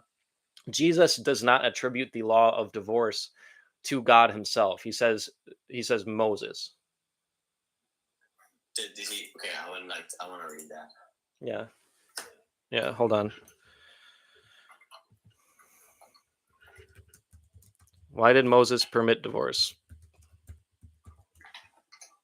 And he says that God did not will it to be that way. He literally says God didn't will it that way from the beginning. But this is due to the hardness of people's hearts. And that applies, I think, to quite a few things in this law of Moses. So his reply was, Moses permitted you to divorce your wives because your hearts were hard. Correct. But it was not this way from the beginning. So I don't know. You see, so it's kind of circular. So it's not. If God gave Moses the law, it's progression. Moses permitted divorce. Did God permit the divorce, or is Moses going on his own permitting the divorce? Yeah, God permits it, and that's why it's found in the Holy Scriptures. You know, this book of Moses. He permits it, goes back to God, but that doesn't mean it's God's will. God can permit things that are imperfect, and He did. Back to God, it doesn't. It's not saying Moses had the authority to permit it. It was like God permitting the divorce. Right. Yeah, God permits primitive people. God permits primitive people to still be primitive, but He draws them out of that primal kind of world where the books of laws were far less radically in the direction of human rights than the Torah. The Torah is a step in the right direction. It's not a perfect step, though. It's not a perfect step. Yeah, it's not like you get this book of law and suddenly this portion of humanity, the Israelites, are suddenly perfect people, and we see that over and over again. They were imperfect enough to start sacrificing their freaking kids for God's sake.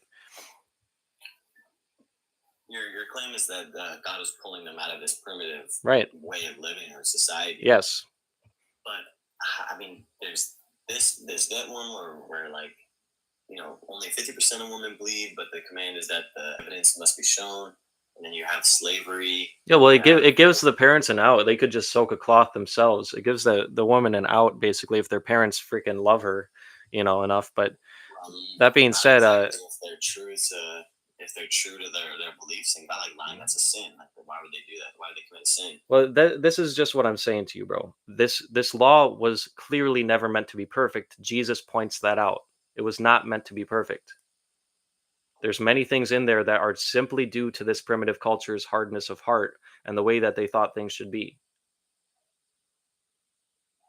And you're saying that Jesus didn't think it was perfect because he said Moses allowed you to divorce your wives because your hearts were hard? Yeah, that's clearly what he's pointing out, that it's not what God's will was.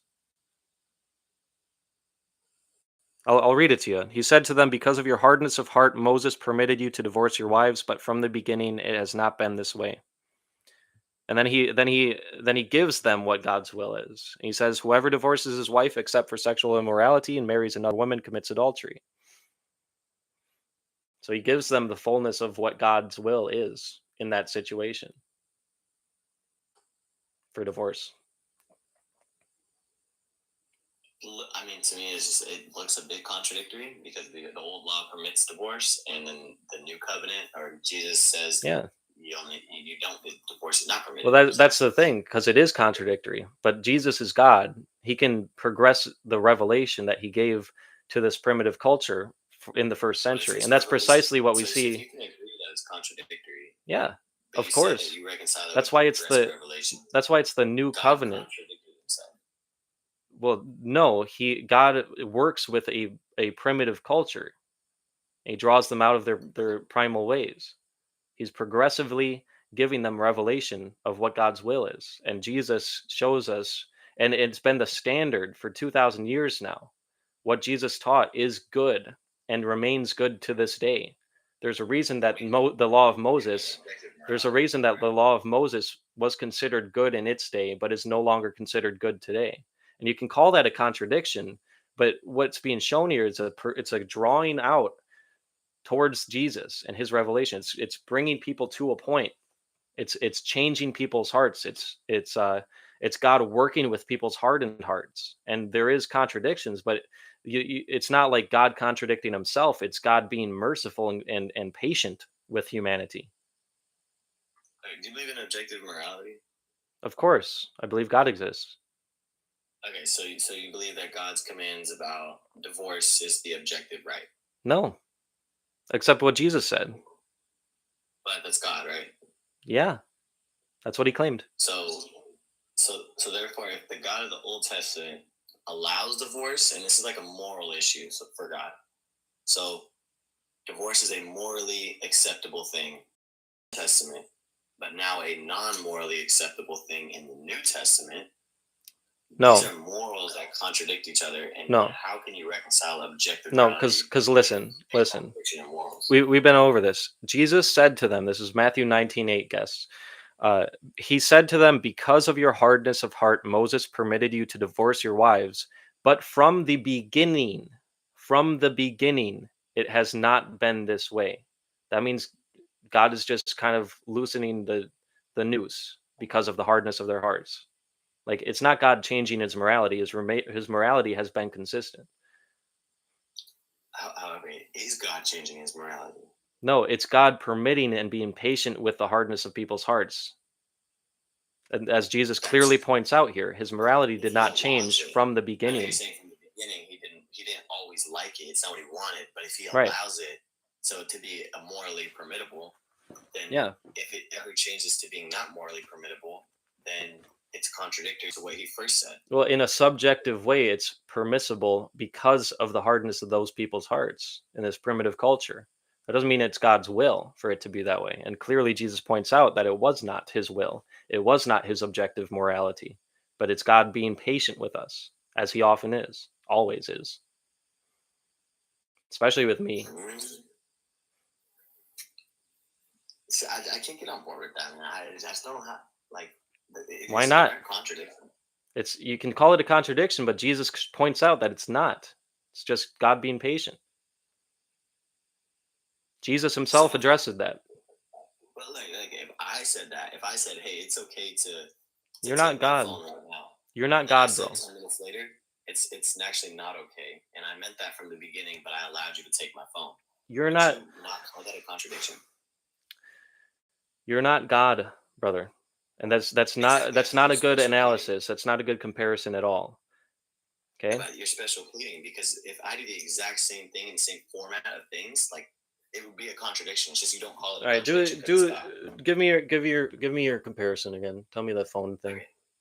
So if I say you could take my phone right now, and then 5 minutes later I say, I never wanted you to take my phone, but I allowed it in that moment, and now I'm telling you you can't take my phone.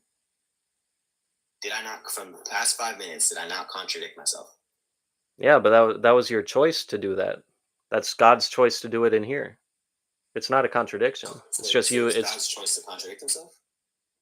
well, I wouldn't call it like contradict himself, but to permit something for a time being before his perfect revelation through Jesus Christ is revealed. Yeah, that's what's being shown here clearly. Contradiction means that like two things that cannot be true together, right? Yeah, and it's God's will didn't change. Do you understand? Like Jesus points this out. His will didn't, but his words did, right?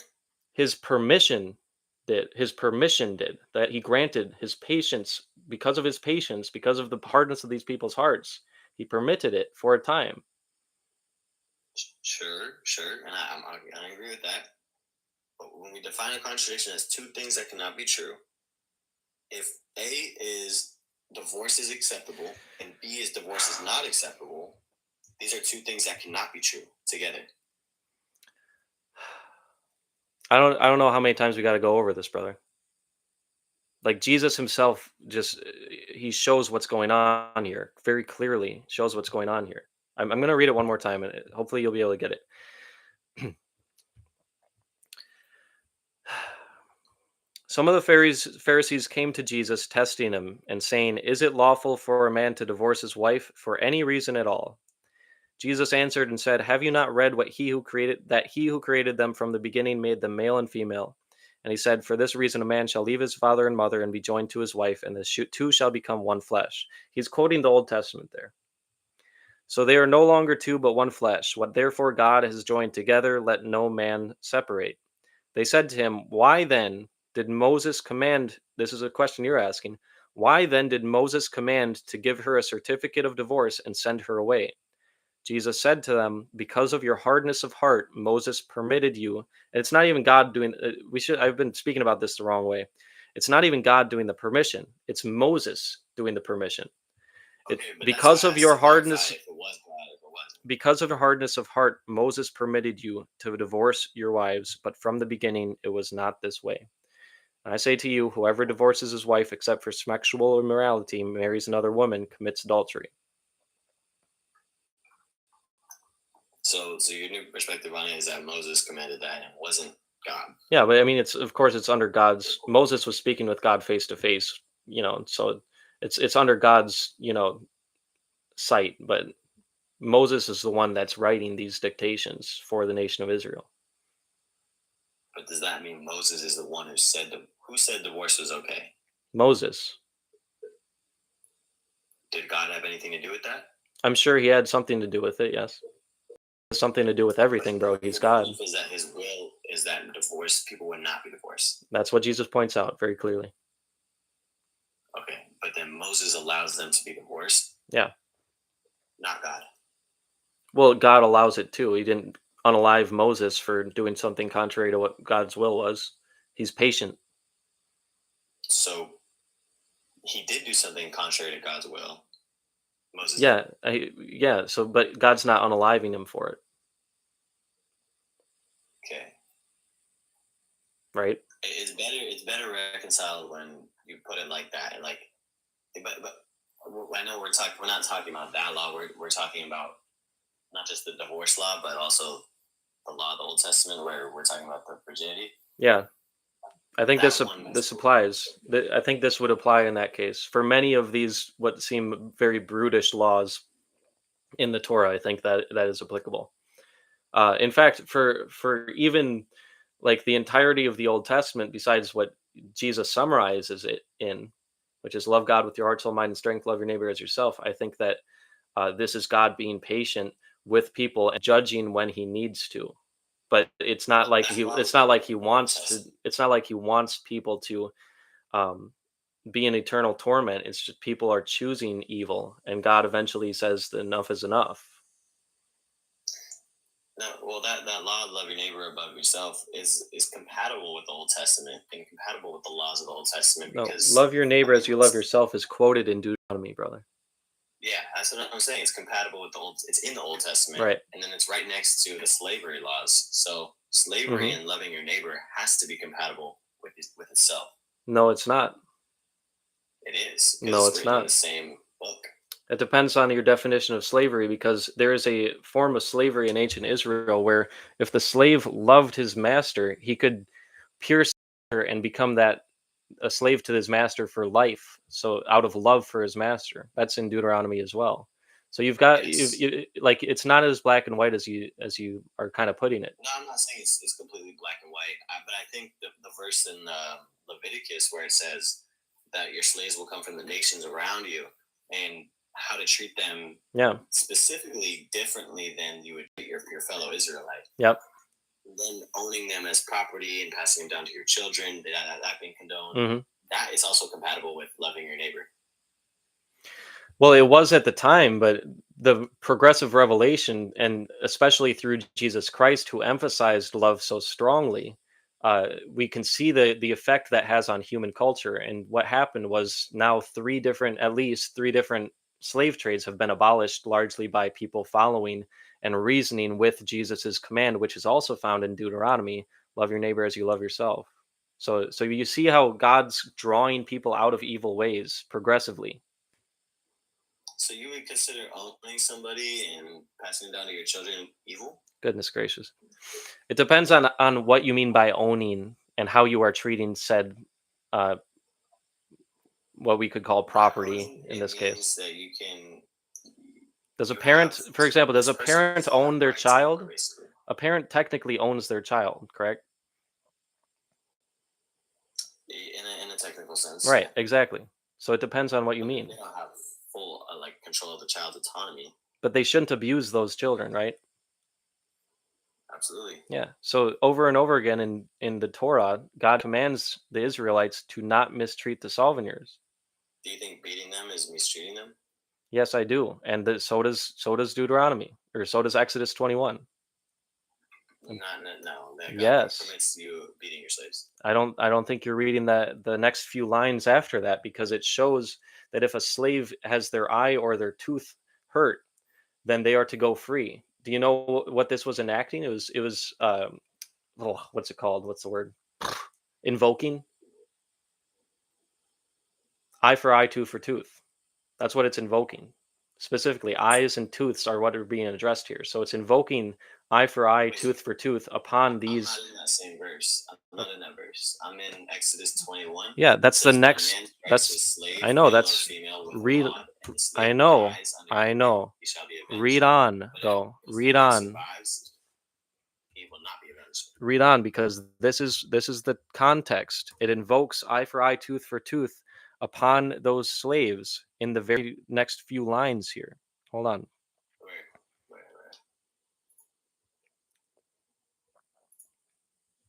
Hold on.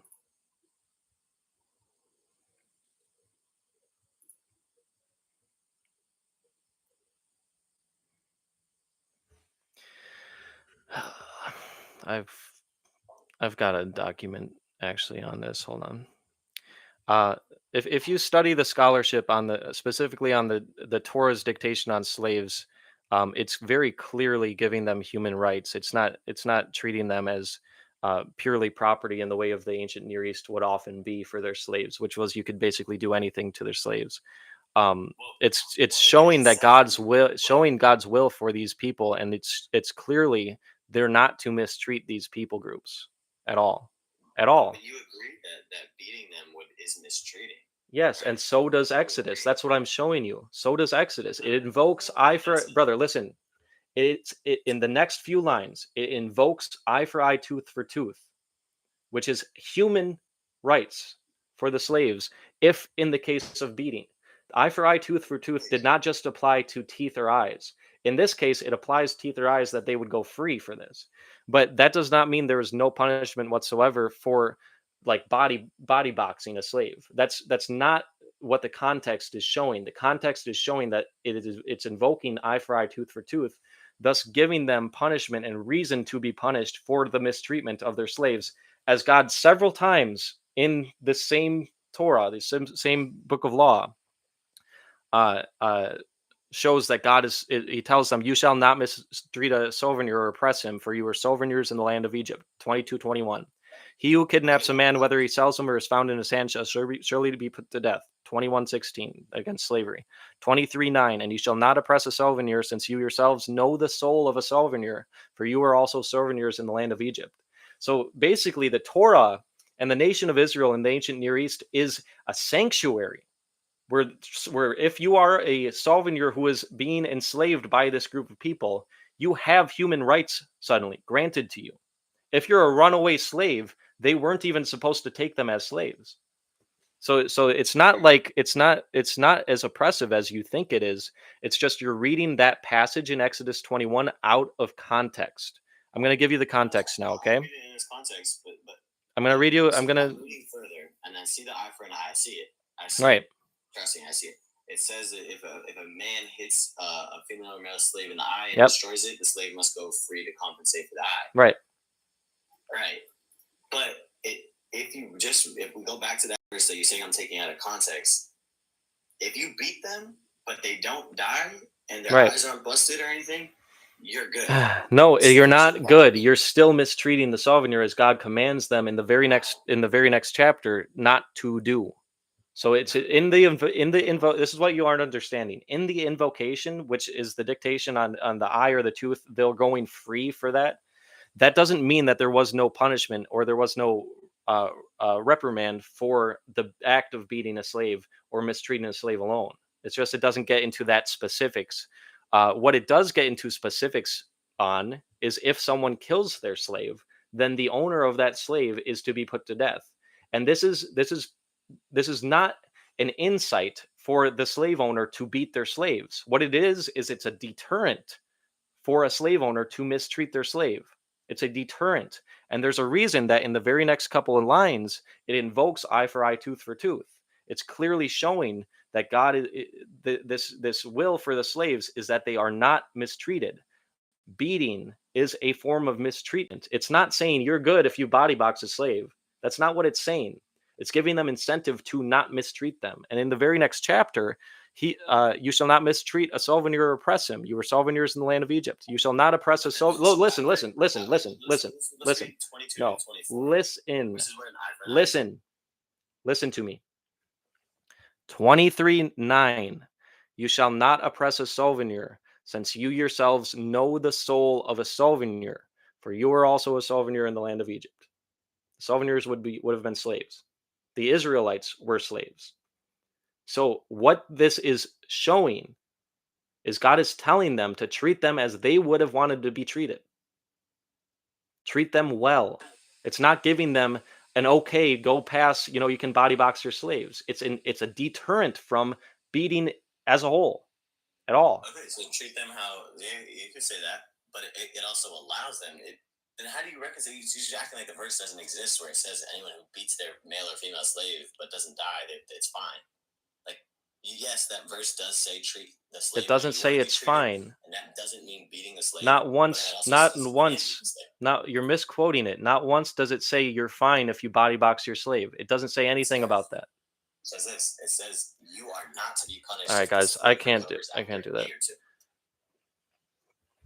Yeah, it's in reference to death, the slave owner being put to death. I'm just going to read it out, okay? It's in reference to the slave owner being put to death. But in the next couple of lines, it's invoking eye for eye, tooth for tooth. And in the next chapter, it shows basically an incentive to treat them as you would want to be treated. That's what's being shown here. And if you read it in this westernized 21st century worldview, if you read it in the mindset of a westernized, modern human being, you can take this passage and be like, oh, that's incentive to body box. But that's not how the Israelites would have read it. And this scholars who study this stuff, I'm going to read some scholarship actually. Christopher Wright, Old Testament Ethics for the People of God. He quotes in his work, Old Testament Ethics for the People of God, 292. No other ancient Near Eastern law has been found that holds a master to account for the treatment of his own slaves as distinct from an injury done to the slave of another master. And the otherwise universal law regarding runaway slaves was that they must be sent back with severe penalties for those who failed to comply. In Egypt, he who kidnaps a man, or in Israel, he who kidnaps a man, whether he sells him or he is found in his hand, shall surely be put to death. So no other ancient Near Eastern law punished a slave owner for the mistreatment of their slaves. Over and over in Exodus, the same book that this man is saying it's incentive to body box. You shall not mistreat a souvenir or oppress him.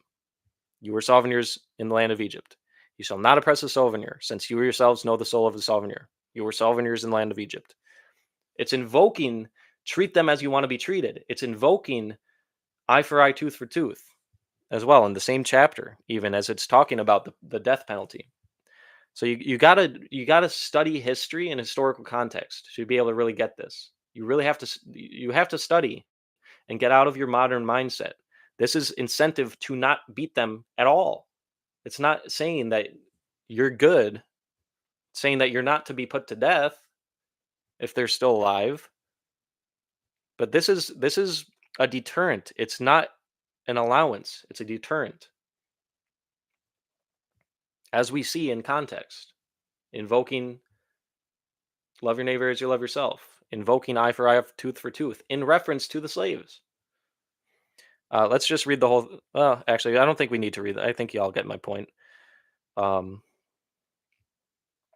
this is what the scholars who study this stuff in context agree with, as I just read you, Christopher Wright. Let's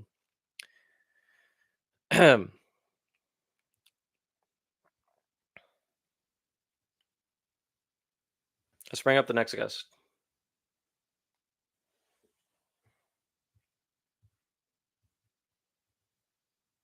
But I like I said at the beginning of that conversation, y'all.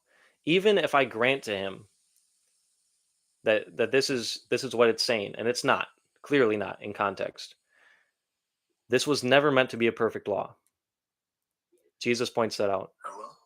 Hello, I don't see you in my box. Chad, do you see him in the box? Yeah, I see myself. Okay. Something's just glitching out, I guess, on TikTok. Can you all hear me okay? I can hear you. All right, right on. What you got? My name's Gio. Your name's Noah, right? Yes, sir. I'm a Christian. I believe that Jesus is the Son of God that died for my sins and resurrected 3 days later and is at the right hand of the Father waiting to come back. I just wanted to know if maybe a discussion, how there's the topic is always up of pre-trib rapture or mid or trib. I just wanted to know what your idea was on the way you look at it.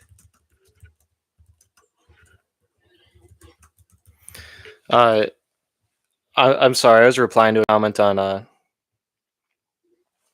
YouTube. I completely missed what passage you were talking about. Oh, I was just wondering, because it's been talked about a lot lately, what your thoughts are on a pre-trib, mid-trib, or post-trib rapture. I think you should expect him coming every moment. There's no prophecy that has to be fulfilled still before Christ's second coming. Absolutely none. He could come back right now. And that would be like, that wouldn't leave any prophecies unfulfilled. So I think we should expect his coming at all times. So that would mean that, I guess you're thinking of a pre-trib rapture, because like in Revelation, it could be mid-trib. Kind of look at it until the 7-year tribulation. He won't come until the end. So I don't think we've seen the 7-year tribulation start yet. So I'm not sure. I mean, I don't. I've always believed in a pre-trib rapture for majority of my life. I've just been studying and looking into it, and just I don't know. It doesn't seem to me to be 100% that will happen before the 7-year tribulation. Yeah, so, I think that God is very intentional about the things he doesn't specifically reveal. And I think that God is clear in his will for us to be unified and his will for us to expect his coming. I think that there's a case to be made for both viewpoints. I think that personally, I think that a pre-trib viewpoint is more reasonable in my viewpoint, but I'm not going to hold firmly to that simply because I don't know. But here's the thing I do know. Here's the thing I do know, that I should not be wasting my time arguing about it I should just be spending my time expecting his coming and sharing the gospel as much as possible before that happens. Yeah, that makes a lot of sense. It just seems so many people these days, especially on TikTok, it's just all everyone just talks about the pre-trib rapture, Yeah, or people arguing it's a post-trib. When I think we should be preaching the gospel right. um, Because it's above. inconsequential. Like if it doesn't happen pre-trib and we could start going through the tribulation, hey, well, God bless them. Let's keep preaching. Let's get our Yeah, heads cut off. You know. yeah.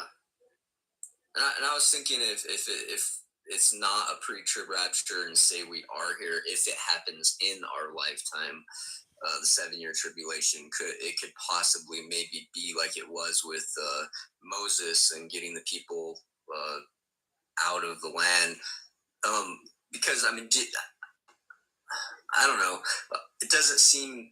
I mean, did the Jewish people, believers like Moses, did they experience all the plagues and everything that was happening at the time when Jesus was sent, or God was sending all of that stuff on the Pharaoh because of his hardness of his heart?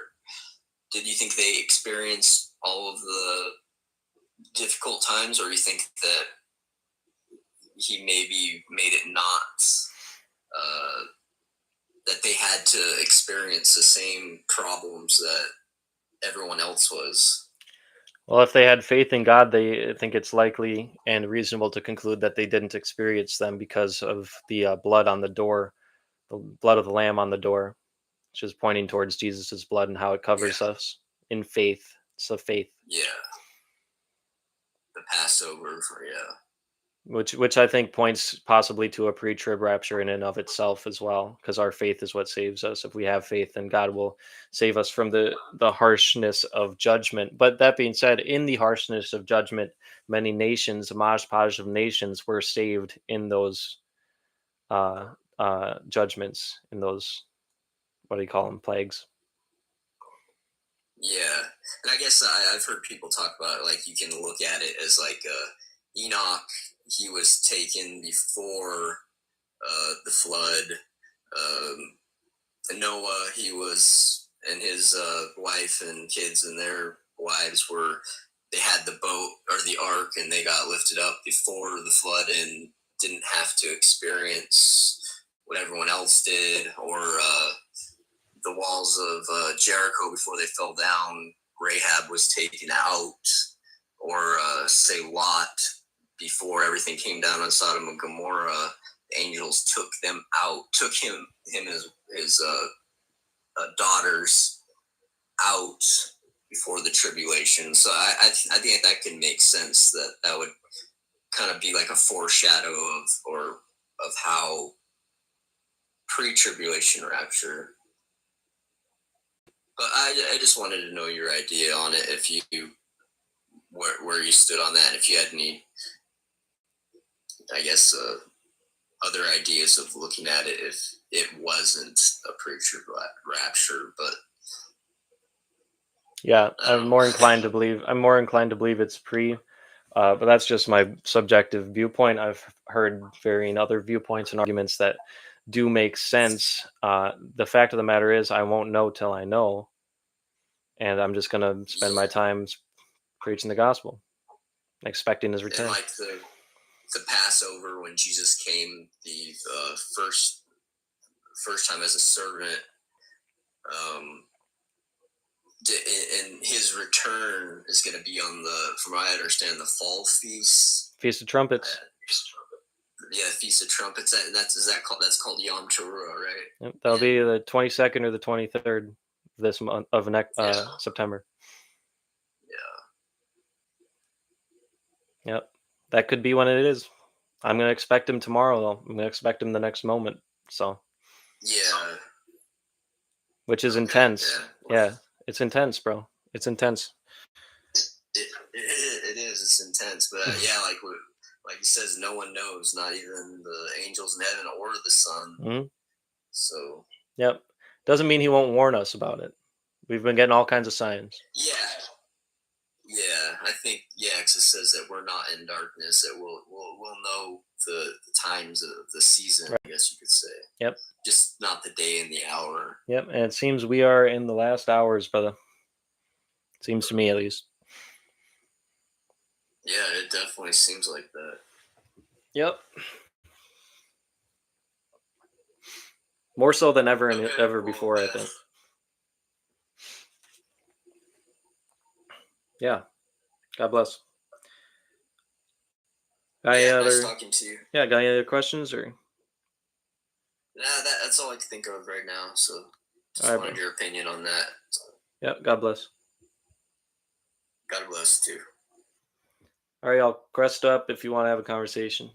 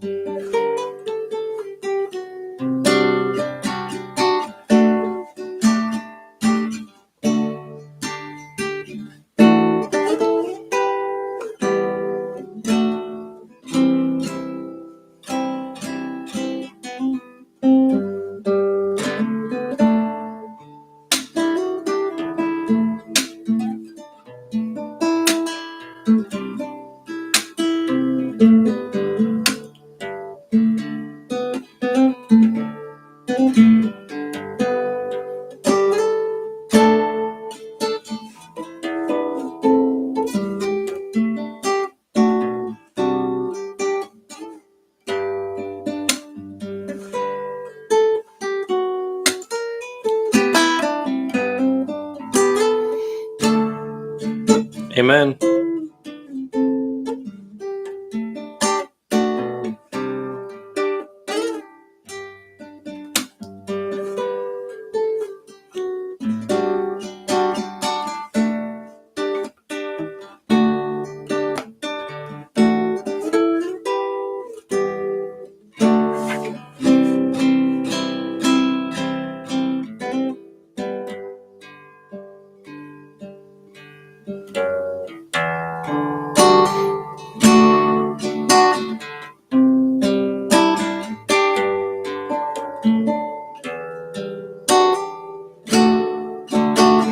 God bless.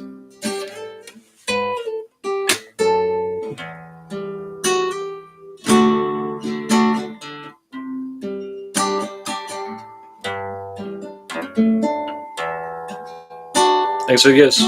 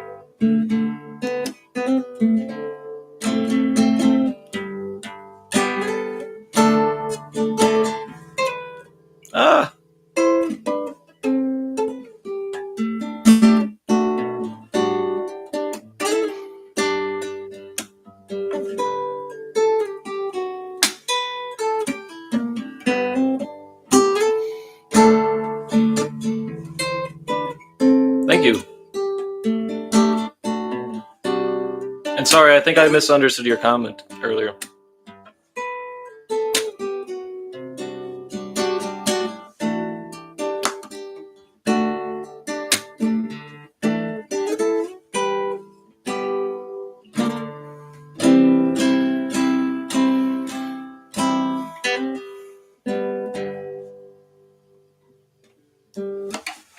That was what's the name of the song?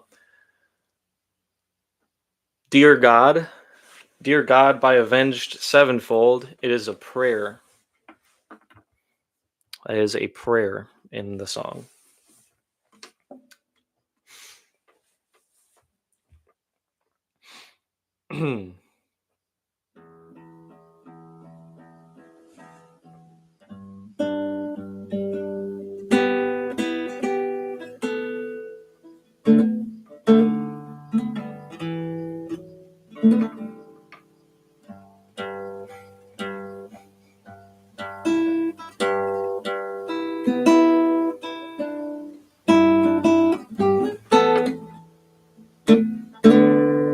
Ooh, how's it go?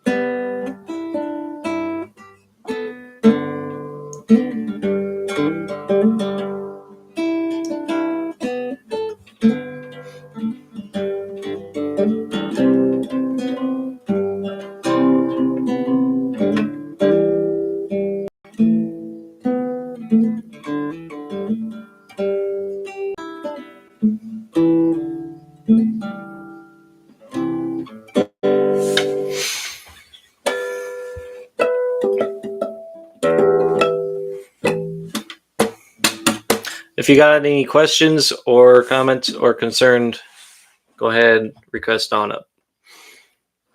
Make sure y'all tapping the screen for me if you could, sharing the live and whatnot. If you got any requests while I'm waiting for guests, then let me know.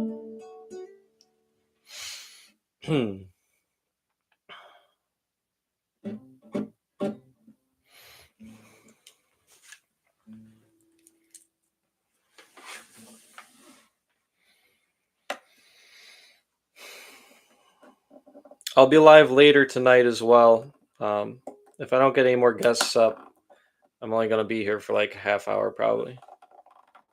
If I don't get any requests up.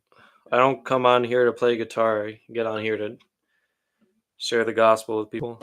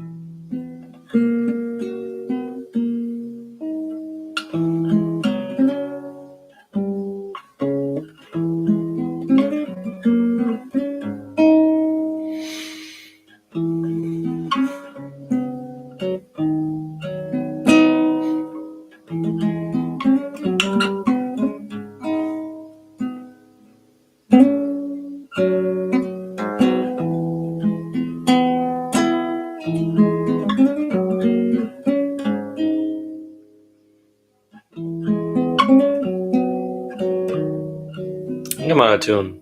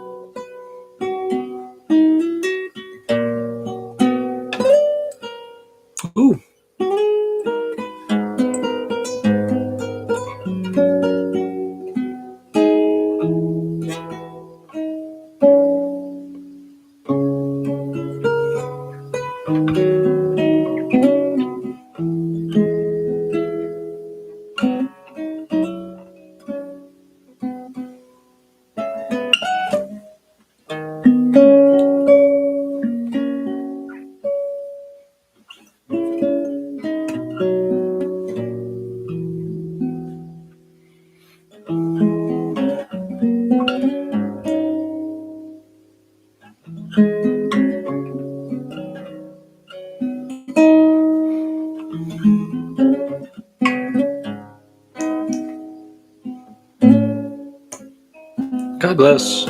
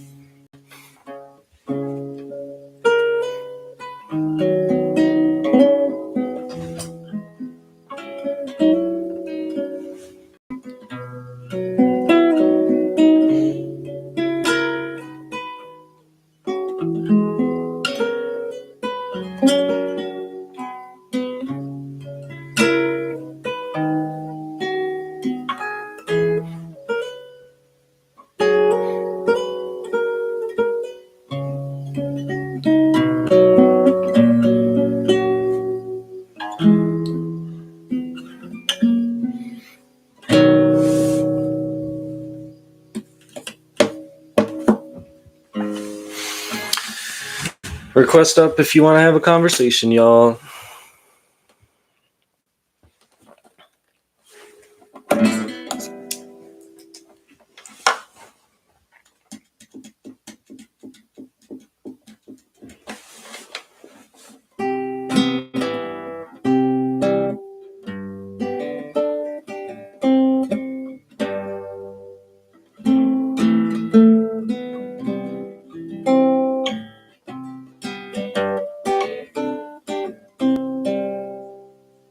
How's it go?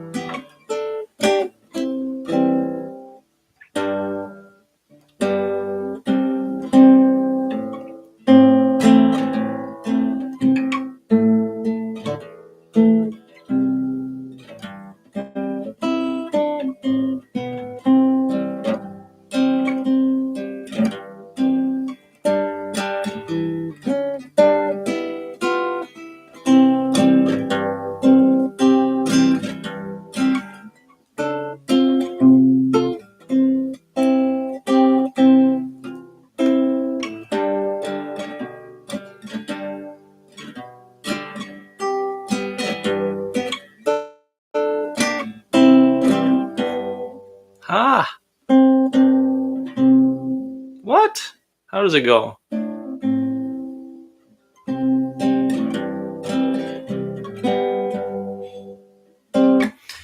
Dang it, I'm gonna have to look.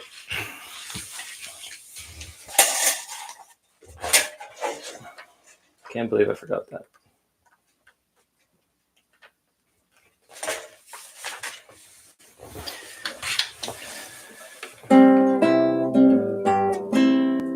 Oh, it's an F.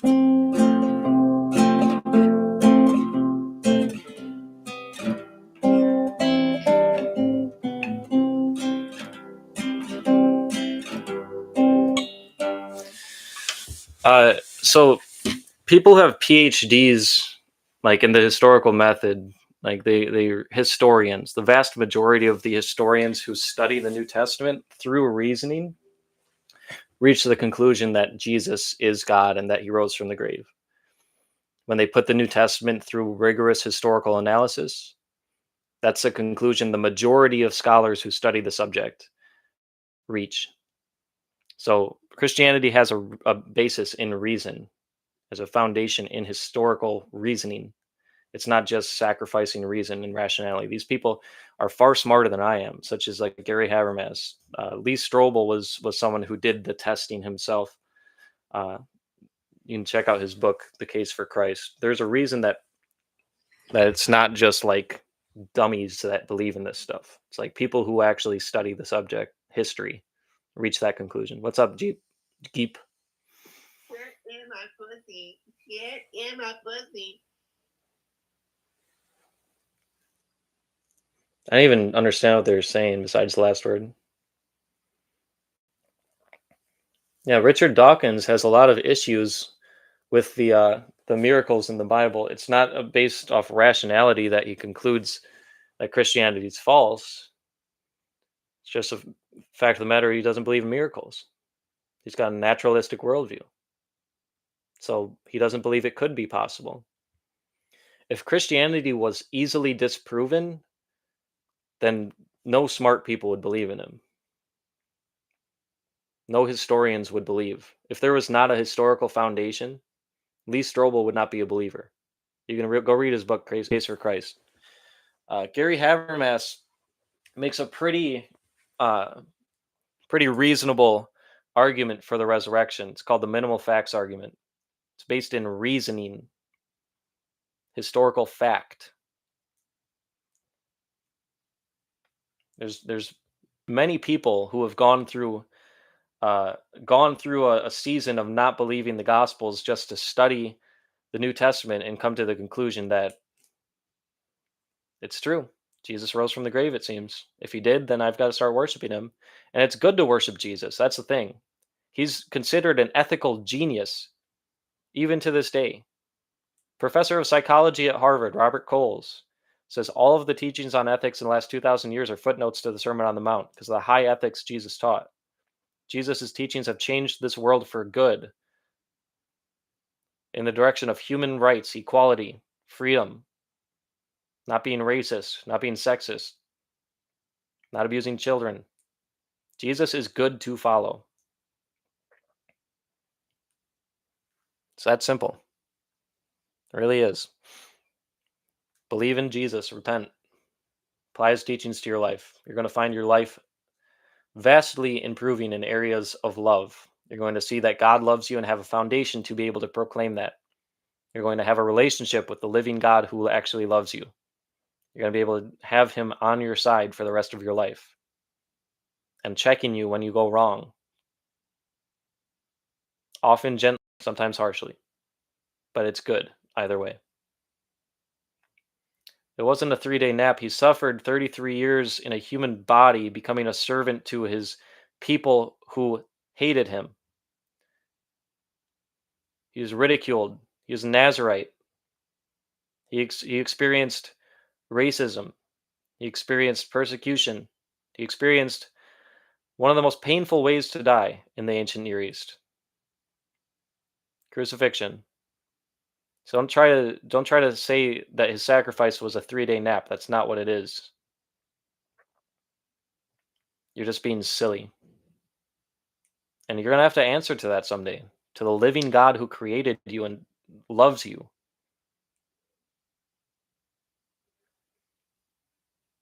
But I don't like arguing with people who associate with demons, as you clearly have gotten yourself wrapped up into.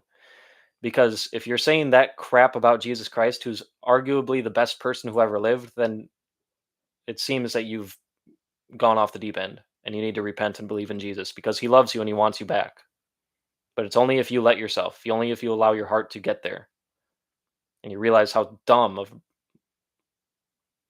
a position you have. He suffered tremendously. Historically, it's one of the most well-attested to facts in all of human history. Like, at least if you don't believe he's God, at least to respect the humanity of the guy. At least to respect him as a fellow human being who suffered persecution and changed this world for the best. Brought more positive change to human society than anyone in all of human history. And that's not even arguable. He's the most amazing man who ever lived.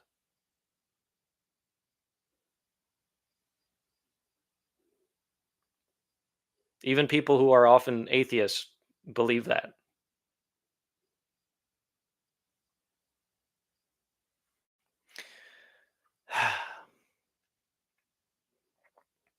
Either way, y'all, I'm gonna post this live. It's gonna be on my YouTube.